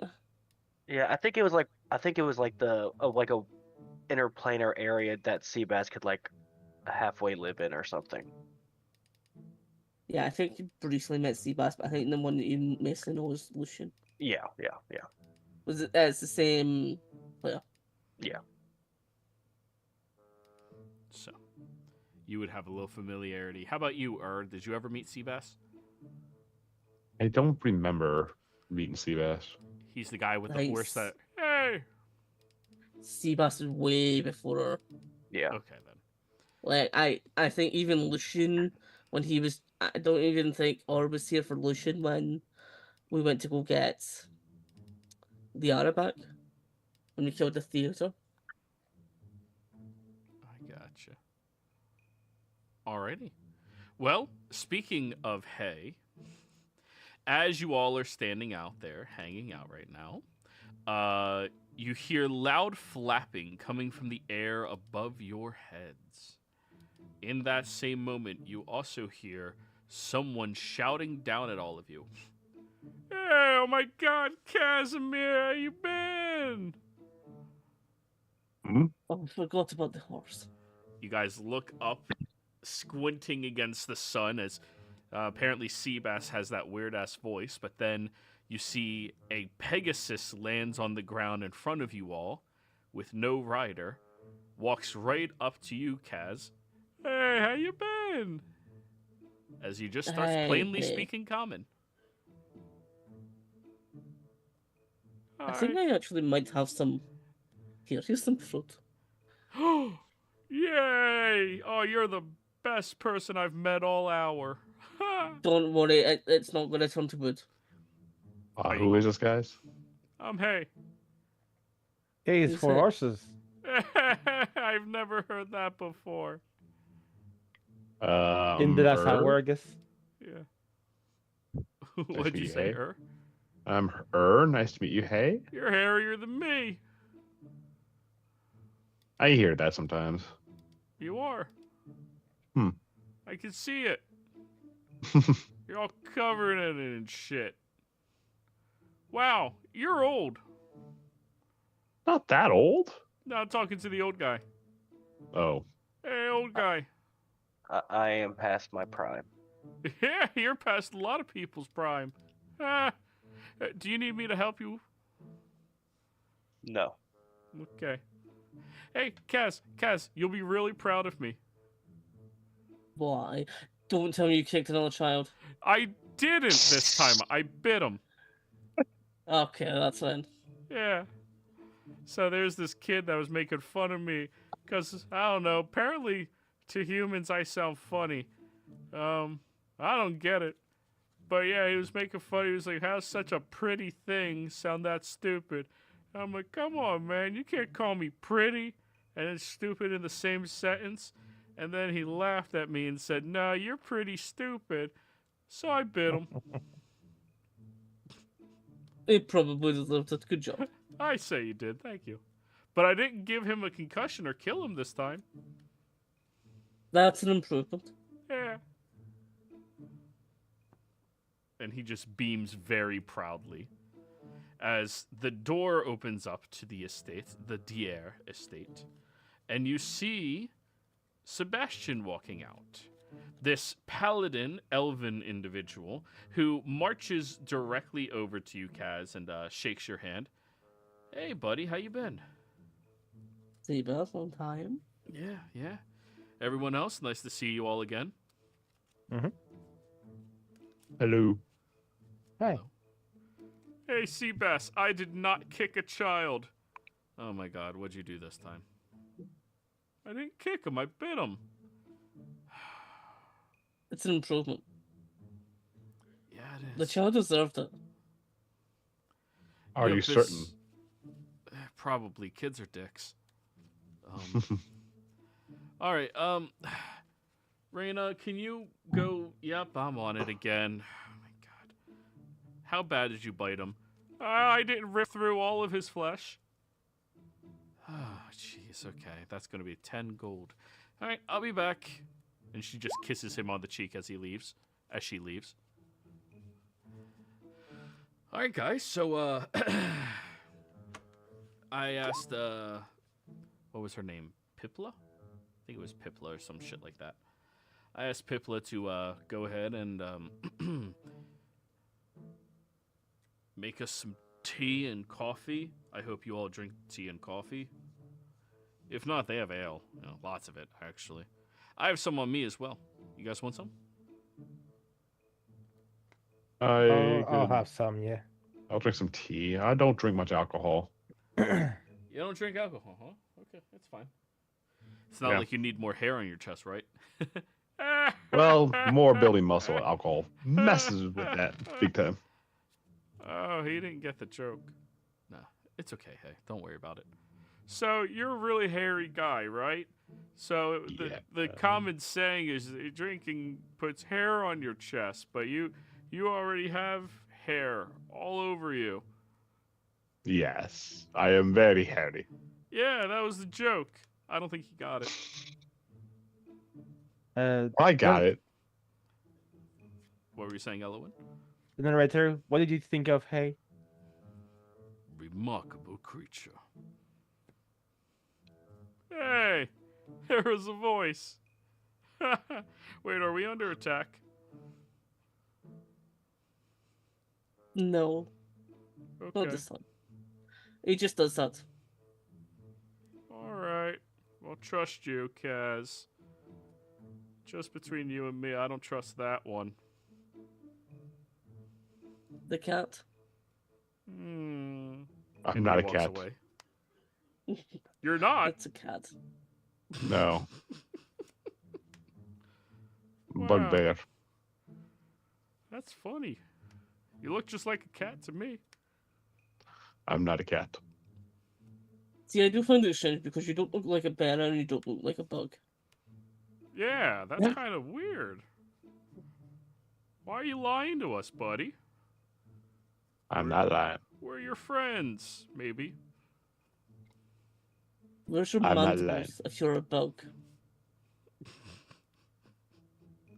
I don't know where the name Bugbear came from, but that's what I've been called all my life. When a bug and a bear get really horny and lonely, usually they just start canoodling and stuff, and if what Sebastian told me is right, they sting one another. Yeah. That's not how it works. I'm pretty sure. Sebastian's never lied to me. Yeah, I'm pretty sure that's how bugbears came. Actually, why do they call you bugbears? Aren't you goblins? We speak Goblin, but that's our really only connection. You're like big goblins, though, that can shrink down like a slinky. Holy shit, they are cats. Wait, are you green under there? No. Green under there. When was the last time you saw hair on a goblin? A lot of it. Not that long ago. But aren't hobgoblins kind of hairy? Oh, hairy goblins. Where does hob come for hobgoblin? What's How hob are these mean? Nuts. I got 'em. Hmm. You hear that one, Kaz? I said goblin. Have you ever heard of the people called the Skundis? No. Skundis nuts? Insight check. You might get bit by a horse. Cass is like slightly nodding to Hay. Mhm. Cass knows. She's like, do it. Insight check, hello one. Yeah, 29. Okay. Yeah, he's about to bite you. So at least he doesn't have sneak attack. Okay. He tries to chomp at you, but you just step backwards. I told you, I don't trust that one. They speak in riddles.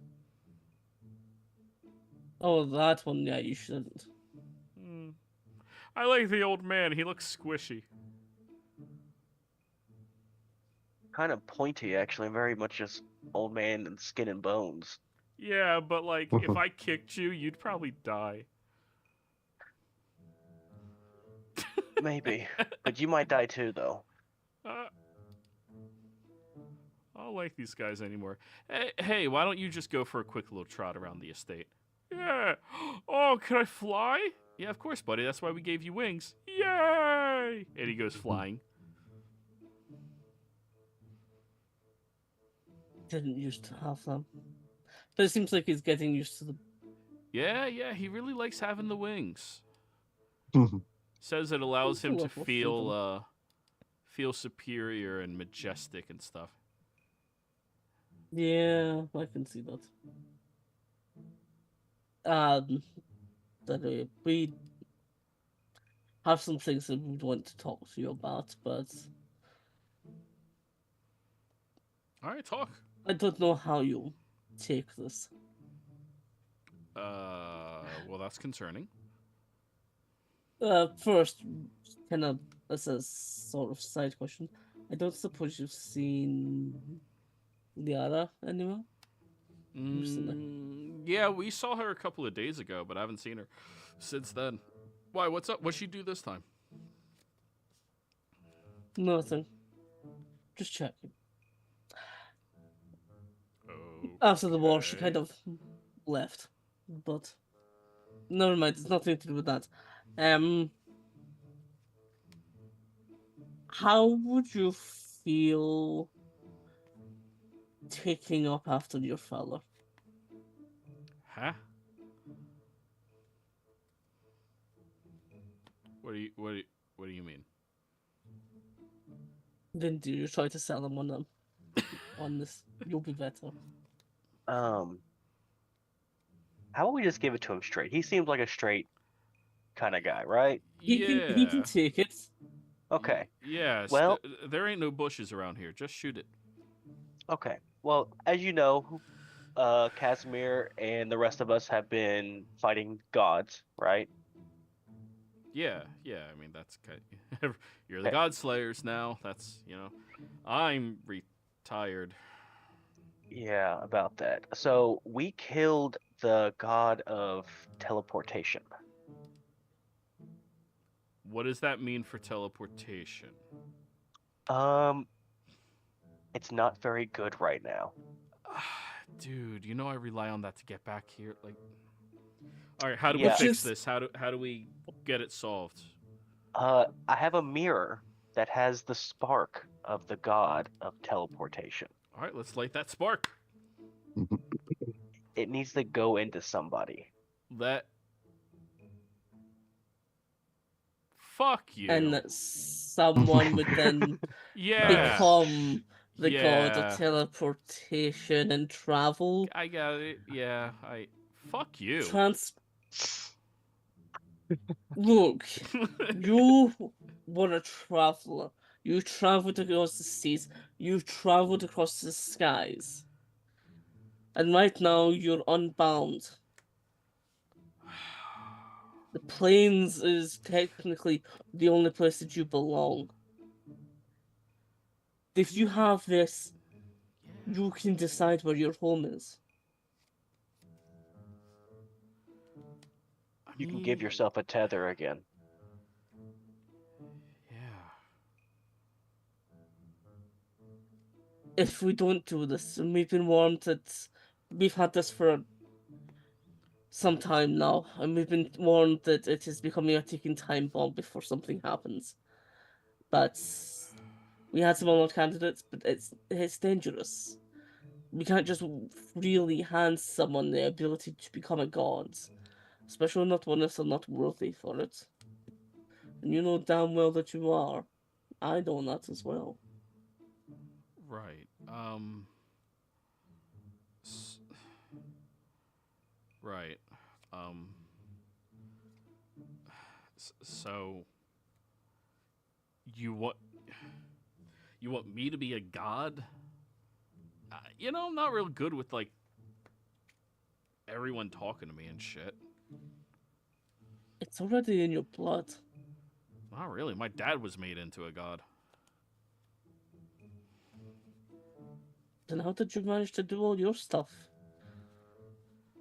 I mean, my dad gave me some gifts.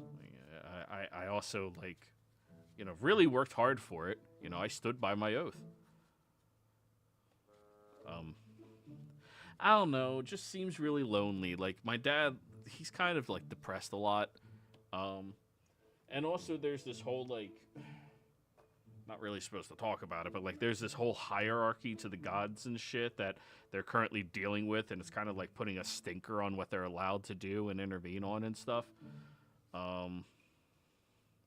Just seems really restrictive in nature, You do realize we have a carving knife for that as well.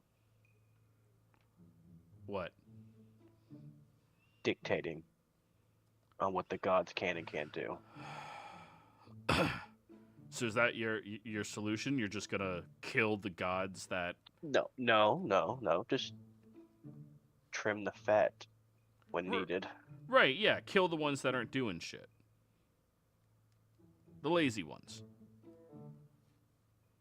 That's my goal, yes.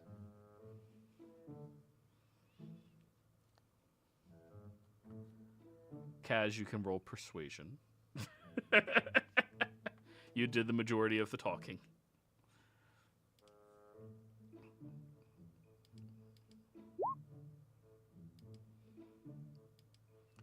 I want the dice. Ooh! 38.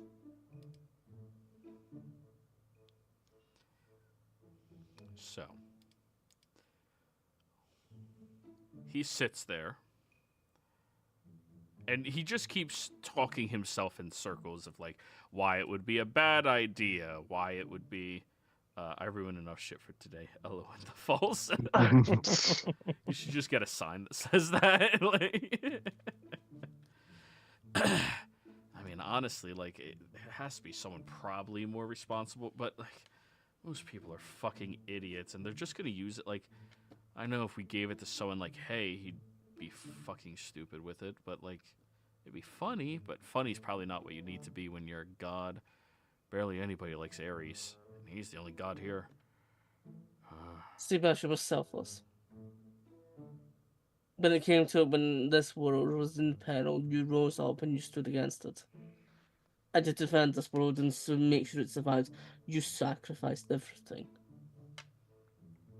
You sacrificed the ability to be here, despite the fact that your wife was here. You lost your own talent to this world and sacrificed just to put down Levy.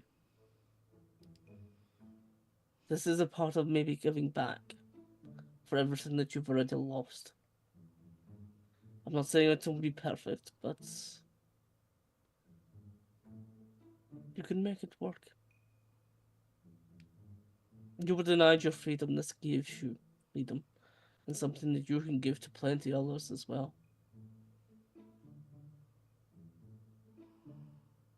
And you can travel endlessly, which you always wanted. I know the benefit, but that's not what you can focus on when you're talking about this stuff. It's I know. It's supposed to be like there's no one better, like no one really. We had someone, an expert on extraplanar travel, who is on Exandria, but they are already worried about one god being on their world and messing things up. And we only just settled things with them. Imagine if we gave one of their most trusted heroes the power of a god.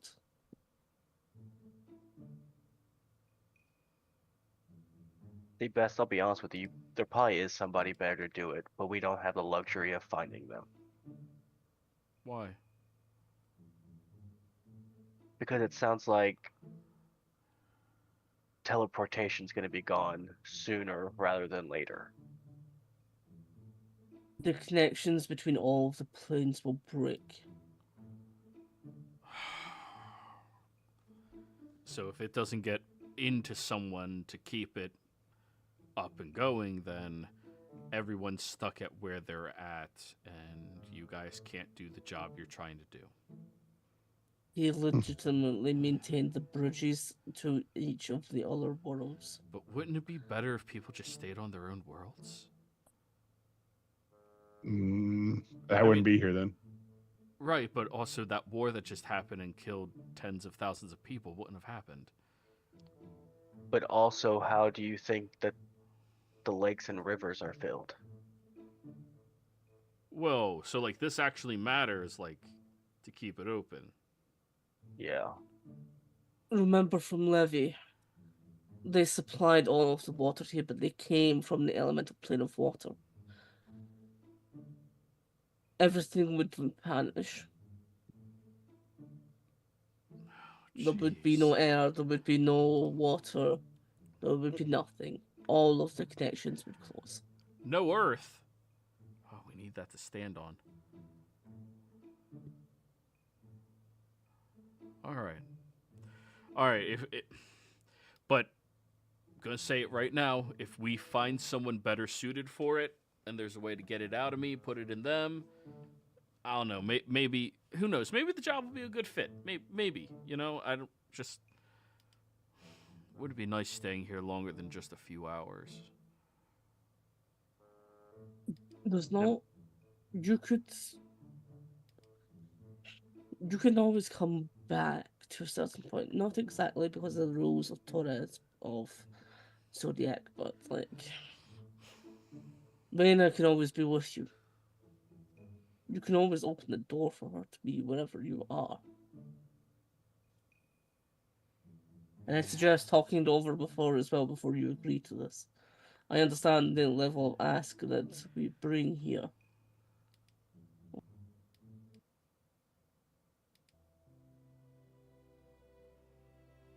You won't be alone. Yeah, I'm gonna go. I'm gonna talk to her. It's a lot to process, but she has a better head than me, you know.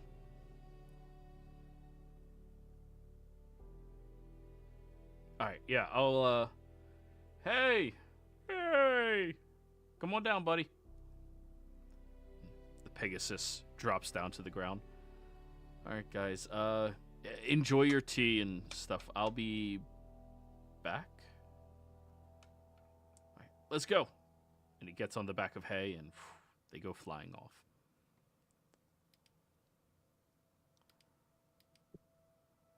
How do you think that went, Kaz?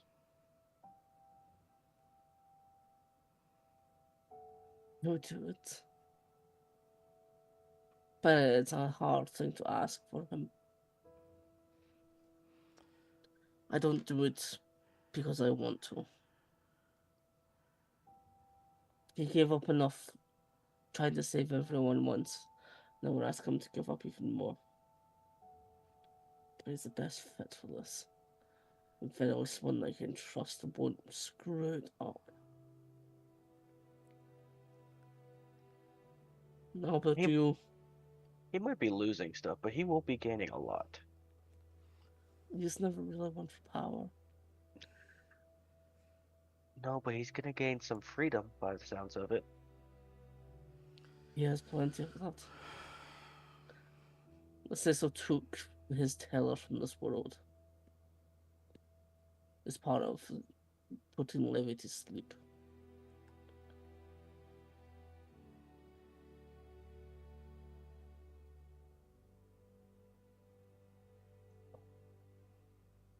Do you think he's worth it? I would have been worried if he would have said yes automatically. I would have too.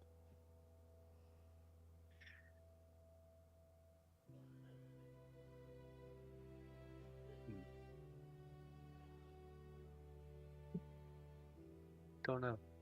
I hope he says yes, because if not, we don't have very many other options. Agreed. If this doesn't succeed, we'll need to go with plan 2. And plan 2 is dangerous. And I still do not know if she's ready.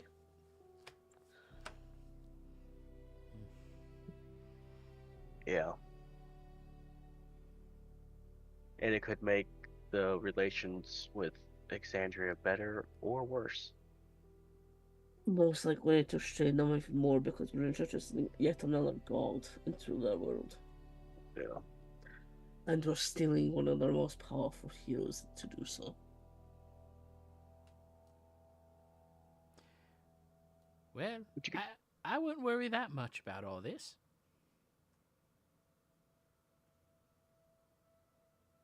Why is that?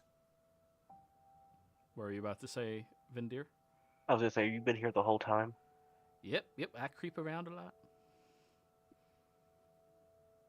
You're But- just checking out Kaz's ass. Nah, I worry about the boy. But he always does the right thing. Just wish for He once his does. life could be easy, you know? It's part of why I hate asking. Mm-hmm. Because the thing is I know he'll accept it. As much as it'll be a burden. Yeah.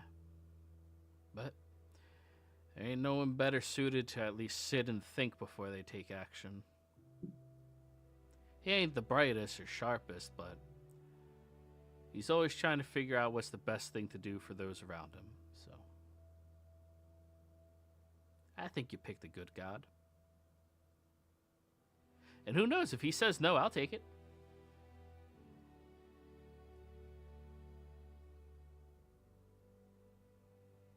You are absolutely on the list to be picked. Hells yeah.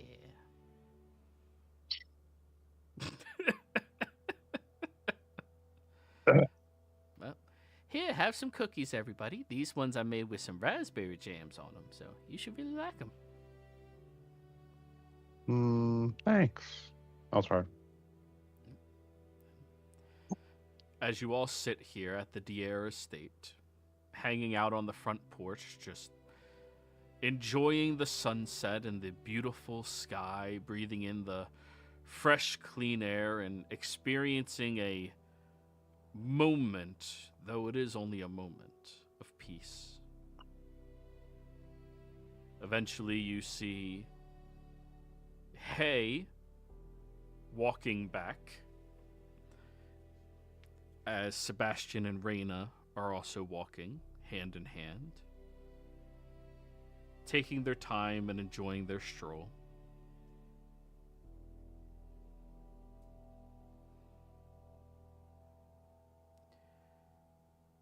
When they get back, Sebastian nods his head towards you slowly. I'm gonna go get my things. I don't know if I'm gonna need it or not, but I can't come back here and get it, so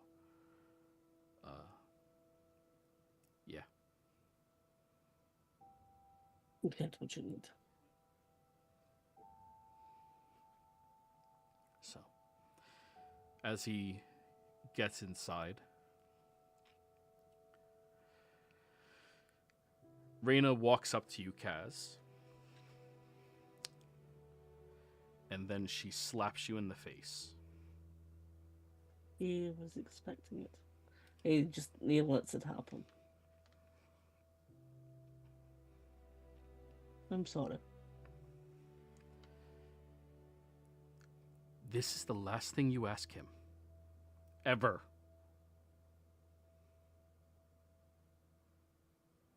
This is the last thing I ask of him.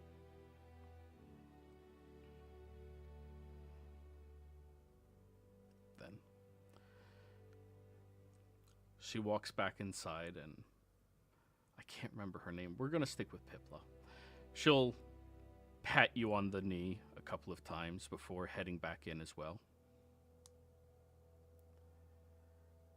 Listening to them talk about the items that he has to pick up.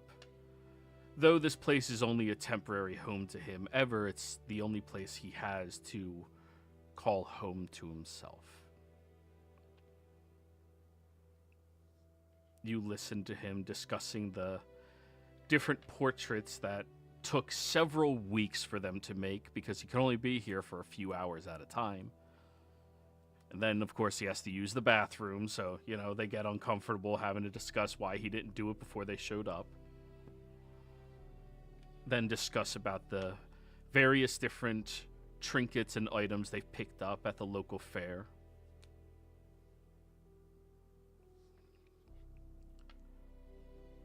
It's all said and done. He comes outside with a large bag, a shield, and a sword strapped to his side. All right. So, I assume I have to die or something for this to work? My dad said he died. I don't think so. Okay. Maybe you die when you get the spark? Yeah, the way he explained it to me, it was it was a feeling like he had to be removed from here and now to be rebuilt.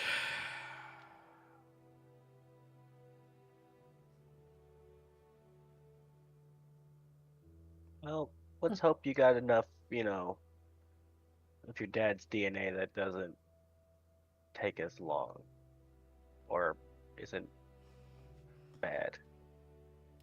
All right. So, where are we going to do this? If we don't know what it's going to be like, can we at least not be here? I think perhaps we should go where we go best. And he's just going to point up. Let's go top. What, on the sky ship? Well, let's get the Shemi involved. Why not? For old time's sake. Yeah, all right. Hey! Hey comes galloping over. Hey, guys. Hey.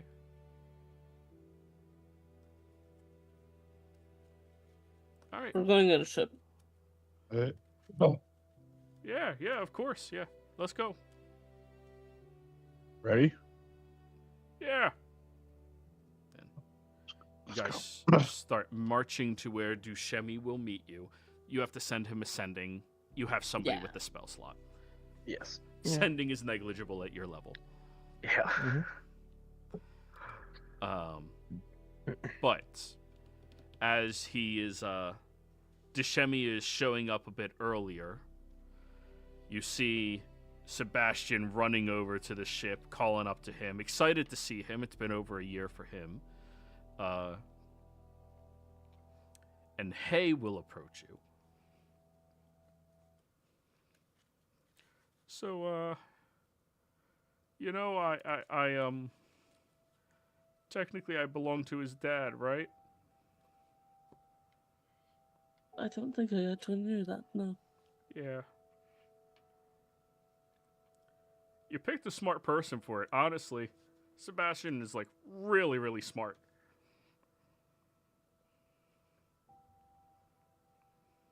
I know. And, who knows? Maybe, his dad will let me keep hanging out with him or something. I don't know. But Can you yeah, talk to Lucian?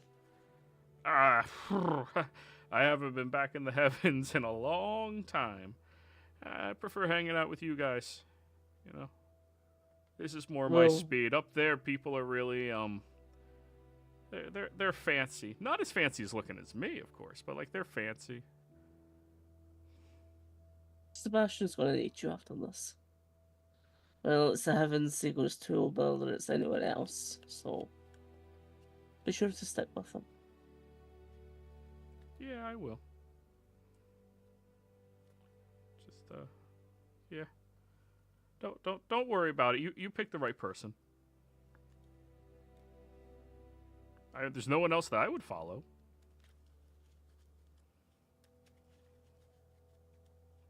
He's the best and worst person for it.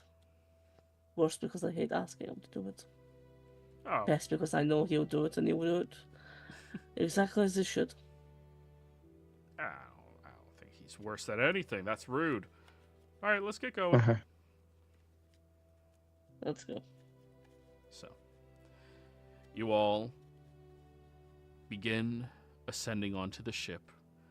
Dushemi is waiting with his straw of hay sticking out of his mouth. All right, where are we flying this bad boy off to? Up into the sky. To show me, you're going to see some things today. We're going to make a god. All right.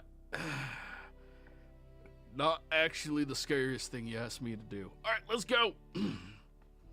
And you all feel the rickety, creakety, barely patched together airship flying higher and higher, beginning to enter into the astral sea. And many of you were on this vessel once upon a time ago, right? Mm-hmm. And yeah, in the astral it barely holds up, but you do ascend all the way up there. And then We traveled halfway across the universe in this bad boy. in your Hyundai sedan from Exactly. 1980. It's trusty. It's This thing's got so many mileage in it. all right. Sorry. So, how do we do this? You give me a crown or something, or you shove something in my chest, and you guys tell me. What are we doing here? What are we doing? I have a mirror that has the spark in it. I will do some ritual stuff, and the spark should migrate to you.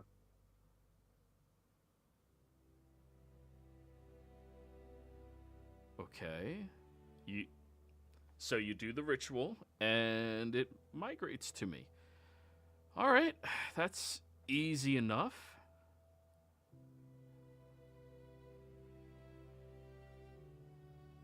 But I don't know what's going to happen afterwards. From there, it's all on you, buddy.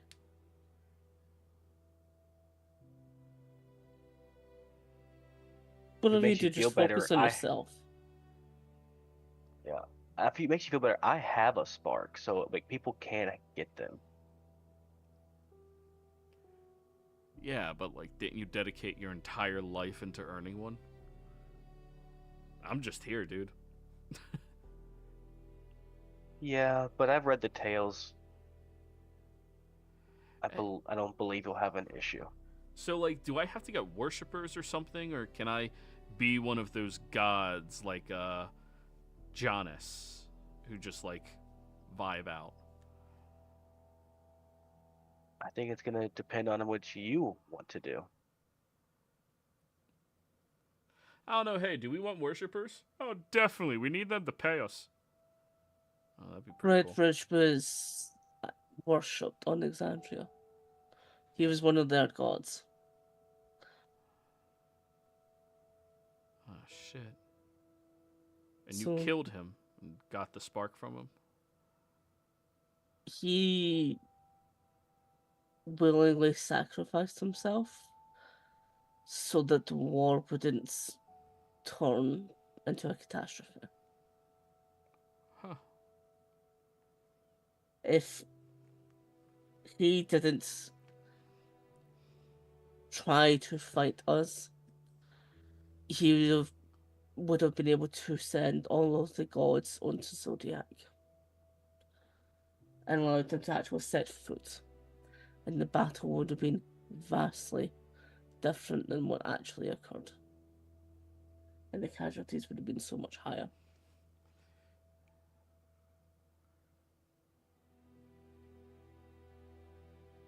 Can you guys tell me about him as we're doing this? I mean, he sounds like a good god. I feel like I want to, you know,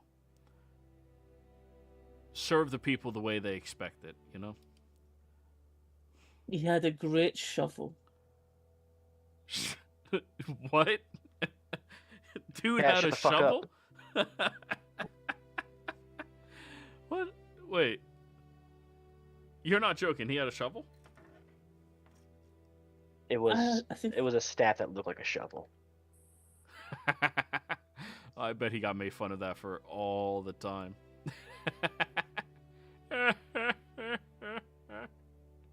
when it comes to actual details of who the god is and what they did, Vindier, I have to look at you. This is your domain. Yeah.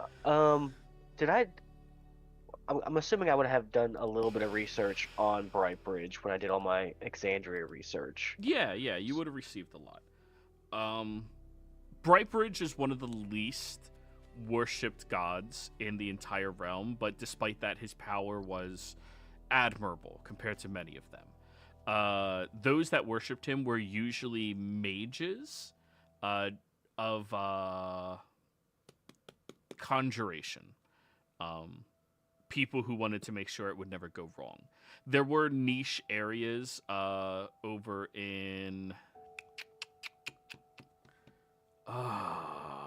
the Drow Kingdom. The Kryn Dynasty, where they also worshipped him in the hopes that the bizarre terrain out there would subside more often. It didn't really work since it was magically corrupted and he couldn't influence it directly. But all in all, he was a incredibly passive god. He served his purpose, he did it diligently, and he never was swayed by people to stop doing his service. There were moments where certain spells would fail, that he would allow them to succeed by drawing upon the magic of a different realm if people needed that spell in a desperation. But it was a very small, moment. People trying to cast a spell to not be seen, people trying to cast the spell to search through memories of someone in order to find someone that's missing, things like that. But it's very niche.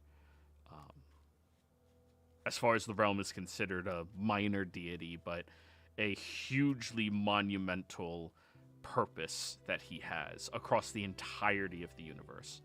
Every time somebody does any conjuration magic whatsoever, it is giving him purpose and homage. Okay. Well, he did a lot of things that were morally right. Made sure that if somebody needed to escape from danger, that their spell didn't fail.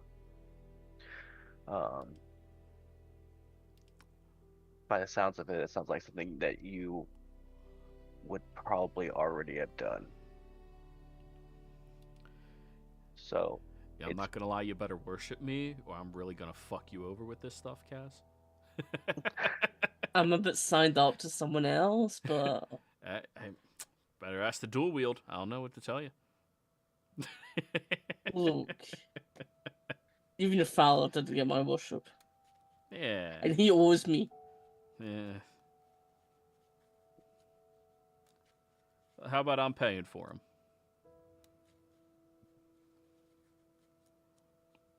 No, it's not your debt at all. Really? Okay. Oh, fuck you one time. Yes, I could order a statue in his honor. Yeah, see? Elowin, the one who fucks shit up today. Huh. Yeah. No, she gets 1 free teleport. I think Nice. Well, fine. You want one to her? I mean, I won't say no to it. All right, what are you going to offer me? High five? High five. Hell yeah. All right, free teleport for him, Cass. See how easy this is? Look, I teleport at will. You can't stop me. Oh, we'll see about that. So Luckily, this is not a I- universe where if you kill the concept, it goes away. Yes. That's why laws Consider are the- so invulnerable. Go on. Consider that my every movement, I shift through the planes. That would be my praise of you. All right, fine. So, Vindir, you begin the long, tedious process of going through this ritual, placing the mirror in the center, drawing these incredibly complex lines from one area to the next. This is going to cost your epic level 2 spell slot. Okay. However, upon getting the spell infused and placing Sebastian in front of the mirror, you begin to incite the old ancient tongue of deep speech, calling forth the law and rule that once presided over all transportation across realms, beckoning it to come forth and choose the closest one whom it deems worthy. Now, this is the gamble that you make when you commit to this spell. It does not guarantee that it goes to who you are infusing it to. It goes to the closest person that it deems worthy. You place him directly in front of the mirror. You hope that it finds him. You all watch. The mirror begins to glow this bright, radiating light. The same shine that was the face of Brightbridge. As it begins to peel out from the mirror as if it is a pool of water and begins sifting through, and you see this large orb begin to swirl around in front of the mirror. It swirls around Sebastian 2 times before leaving the circle itself. And then it circles around Elowin.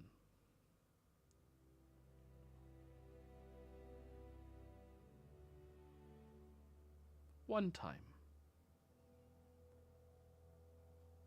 Before then drifting over to you, Vindir. Circles around you once. Then over to you, Kaz. Circling around you once. And then it goes over to Hay. As it circles him twice.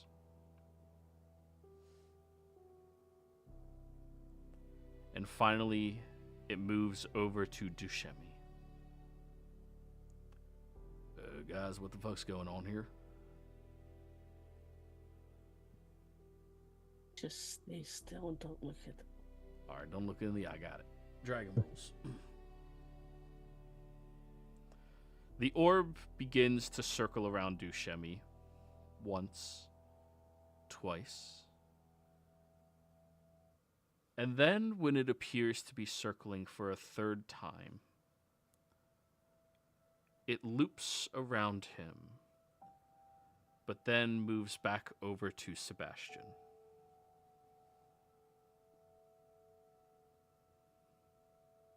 And as it gets closer, it begins to circle around once again. And you can just barely hear Sebastian whisper, "Don't worry, I'll do right by you. Or at least try." Then the spark ascends up above his head, and like an egg, cracks over the top of his cranium. You watch as the divine magic and spark begins to pulse throughout him, completely covering his face and completely absorbing his essence into it. You all hear him at first begin chuckling as it tickles a little bit, and then become a bit concerned as it's kind of hot. And as this ritual is passing through, taking place, you all watch as a little spark shatters off of Sebastian as he collapses down to the ground, staring up at the sky. What in the hells is all of this? Guys, what the hell am I seeing? You guys didn't tell me I would see shit. There's a lot of shit all around. There's a lot of shit all around me. What's going on? There's lights and colors, and they're like connected, and they're not. This is weird as shit, guys. Were you colorblind? Was I colorblind? No, I'm pretty. Hey, no, you weren't colorblind. That's me. Yeah, no, I'm seeing shit that wasn't there before, and now it's here. Lots. Holy shit, what was that? Can I see anything with my special eyeball? Yes, you can. What he is referring to is the weave of magic. It is omnipresent around him, and now, since this has taken place, the weave itself seems to relaxed beneath him and woven over this realm. So he can't go through it, it's too tightly knit, but he can now see it perfectly, including the smallest disturbance of magic being pulled from somewhere else to somewhere else. Sebastian, you are literally seeing the weave. What weave? Magic. That shit? That's Yes. real?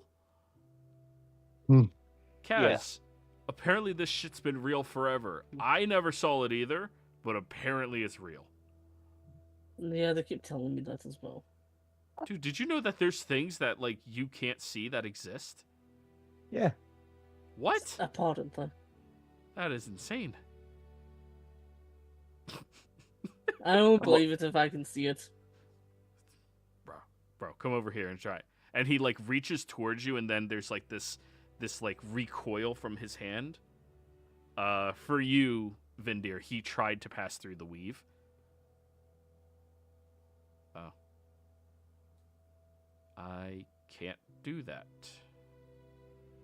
Wait, why can't I do that? You just gotta find a more looser section. Looser section? Wait, aren't I supposed to be the god who does this shit? Yeah, I don't know how it works. You only Wait. need to discover your own powers. Where's the shovel? Chopping up because it's not been on yet. Where's the shovel? Damn it. Right here. It's not here. But Standing in it's- front of the shovel. Kaz, I can see the magic filtering to it, like, really strongly. Look, you can summon your own shovel. I can? Oh, that makes sense. Just believe and concentrate on making your own separate shovel as a focus. You know, shovel's kind of fucking stupid, I'm not gonna lie. Then change Exactly. it. Think of something better. Yeah, think of something better. What about like an oar? He focuses his hand, and you all watch as a horseshoe appears in it. Nice. Get it? Because horses, they travel, they go places, they walk there. Mm-hmm. It makes sense, right? Horseshoe? Sure, that For a works. god I of was travel? thinking like, I was thinking an Sure. oar, but I'm sure that works. An oar? I don't fucking row boats. You did. No, I never did the rowing. what I are we handled the doing mast. here? I should have gotten a mast. Oh, yeah. And he like puts the horseshoe against Oh, the like a weed a as it captain's wheel. separates, and he begins coming through. A captain's wheel. See, that would have been a good. We should have thought about this shit before we just threw it in me, guys. I mean, we don't know what would happen. You can experiment and find what works best from you. There isn't a shovel.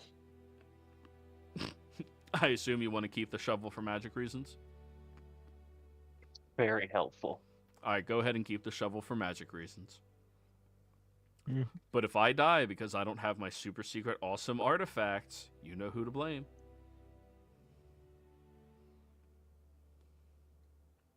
I'm assuming since you're now a god, if you really, really need it, you probably just take it back, regardless of where I'm at. You think I'm that stupid? You guys have killed 2 fucking gods already. Why would I kill a god I just put into power? I don't know, you're a madman. No, just old. Same thing. Alrighty.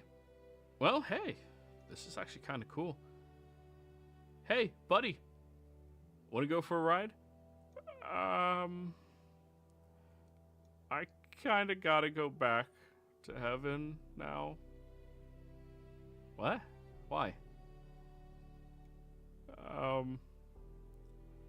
So I was here to be with Sebastian, and now you're not. Well, as far as the clerical workers are concerned, you're not him anymore. Don't worry, I'm gonna go talk to your dad and get this all cleared out. I'm sure he'll have a meeting with me. Wait, no. You can probably sort this out. You can Yeah, just- well, just stay here. It's fine. No, I can't listen to you because I have to listen to him. Yeah, I'll be back. By the way, hey, Yeah, when you go to Evan, you make sure you don't get Ligma. Ligma. Ligma balls. All right, he's going to try to kick you again.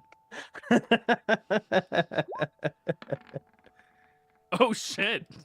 He has a plus off the 5. ship, off the ship, off the ship. Ellen, just because use- you will survive, he kicks you off the ship. As you Oh, go- I just use my illusion thing to just. force him to Dodge. miss instead. He kicked the Yep. illusion instead. Yep. All right. I'll see you guys. You all watch as he begins galloping further into the air before disappearing in about 20 feet or so. Huh. What do you mean clerical reasons? Do you think he knows? No, I doubt that. He doesn't seem smart enough to know what that means. Yeah. But I don't like the fact that there's a Pegasus that doesn't have free will running around. Seems kind of fucked up. I'm pretty sure. Well, he's not actually a Pegasus. He's a celestial spirit. Oh, that's a whole different set of rules. Never mind. I thought it Yeah. was a Pegasus. He's my trusted steed. I've had him for 15 years. Make him your own. You're God now. If he is a celestial being, bring him into your ring. Dad better You- not ask for fucking anything. Just give me my damn horse. Bring him here. Look at my horse. My horse is amazing. What, you Yeah. want me to just Give it a summon leg. a god? I mean, just You're open a this, god, make a just- door. Huh. Let me Let me. Make a door to his Wait, I'm tavern. trying. I'm trying. Just let me. Think about it. Visualize it, right? And make it be real. Okay, that didn't work. You know he's going to Make just be it be real. drinking. You're right, he will be drinking. And as he comes to that realization, you all watch as the horseshoe shoots out from his hand, and you see a celestial horse galloping a few hundred feet until it reaches a doorway. Huh. Apparently I have to think about what's happening beyond the door. Good call, Cass. Yep. And as he floats on up towards it and opens it up to talk to his dad, I think this is the perfect stopping point this week, everybody. Players, Great. thank you all very much for playing. Viewers, thanks for watching. We'll see you next time. Goodbye. Yeah. Bye bye.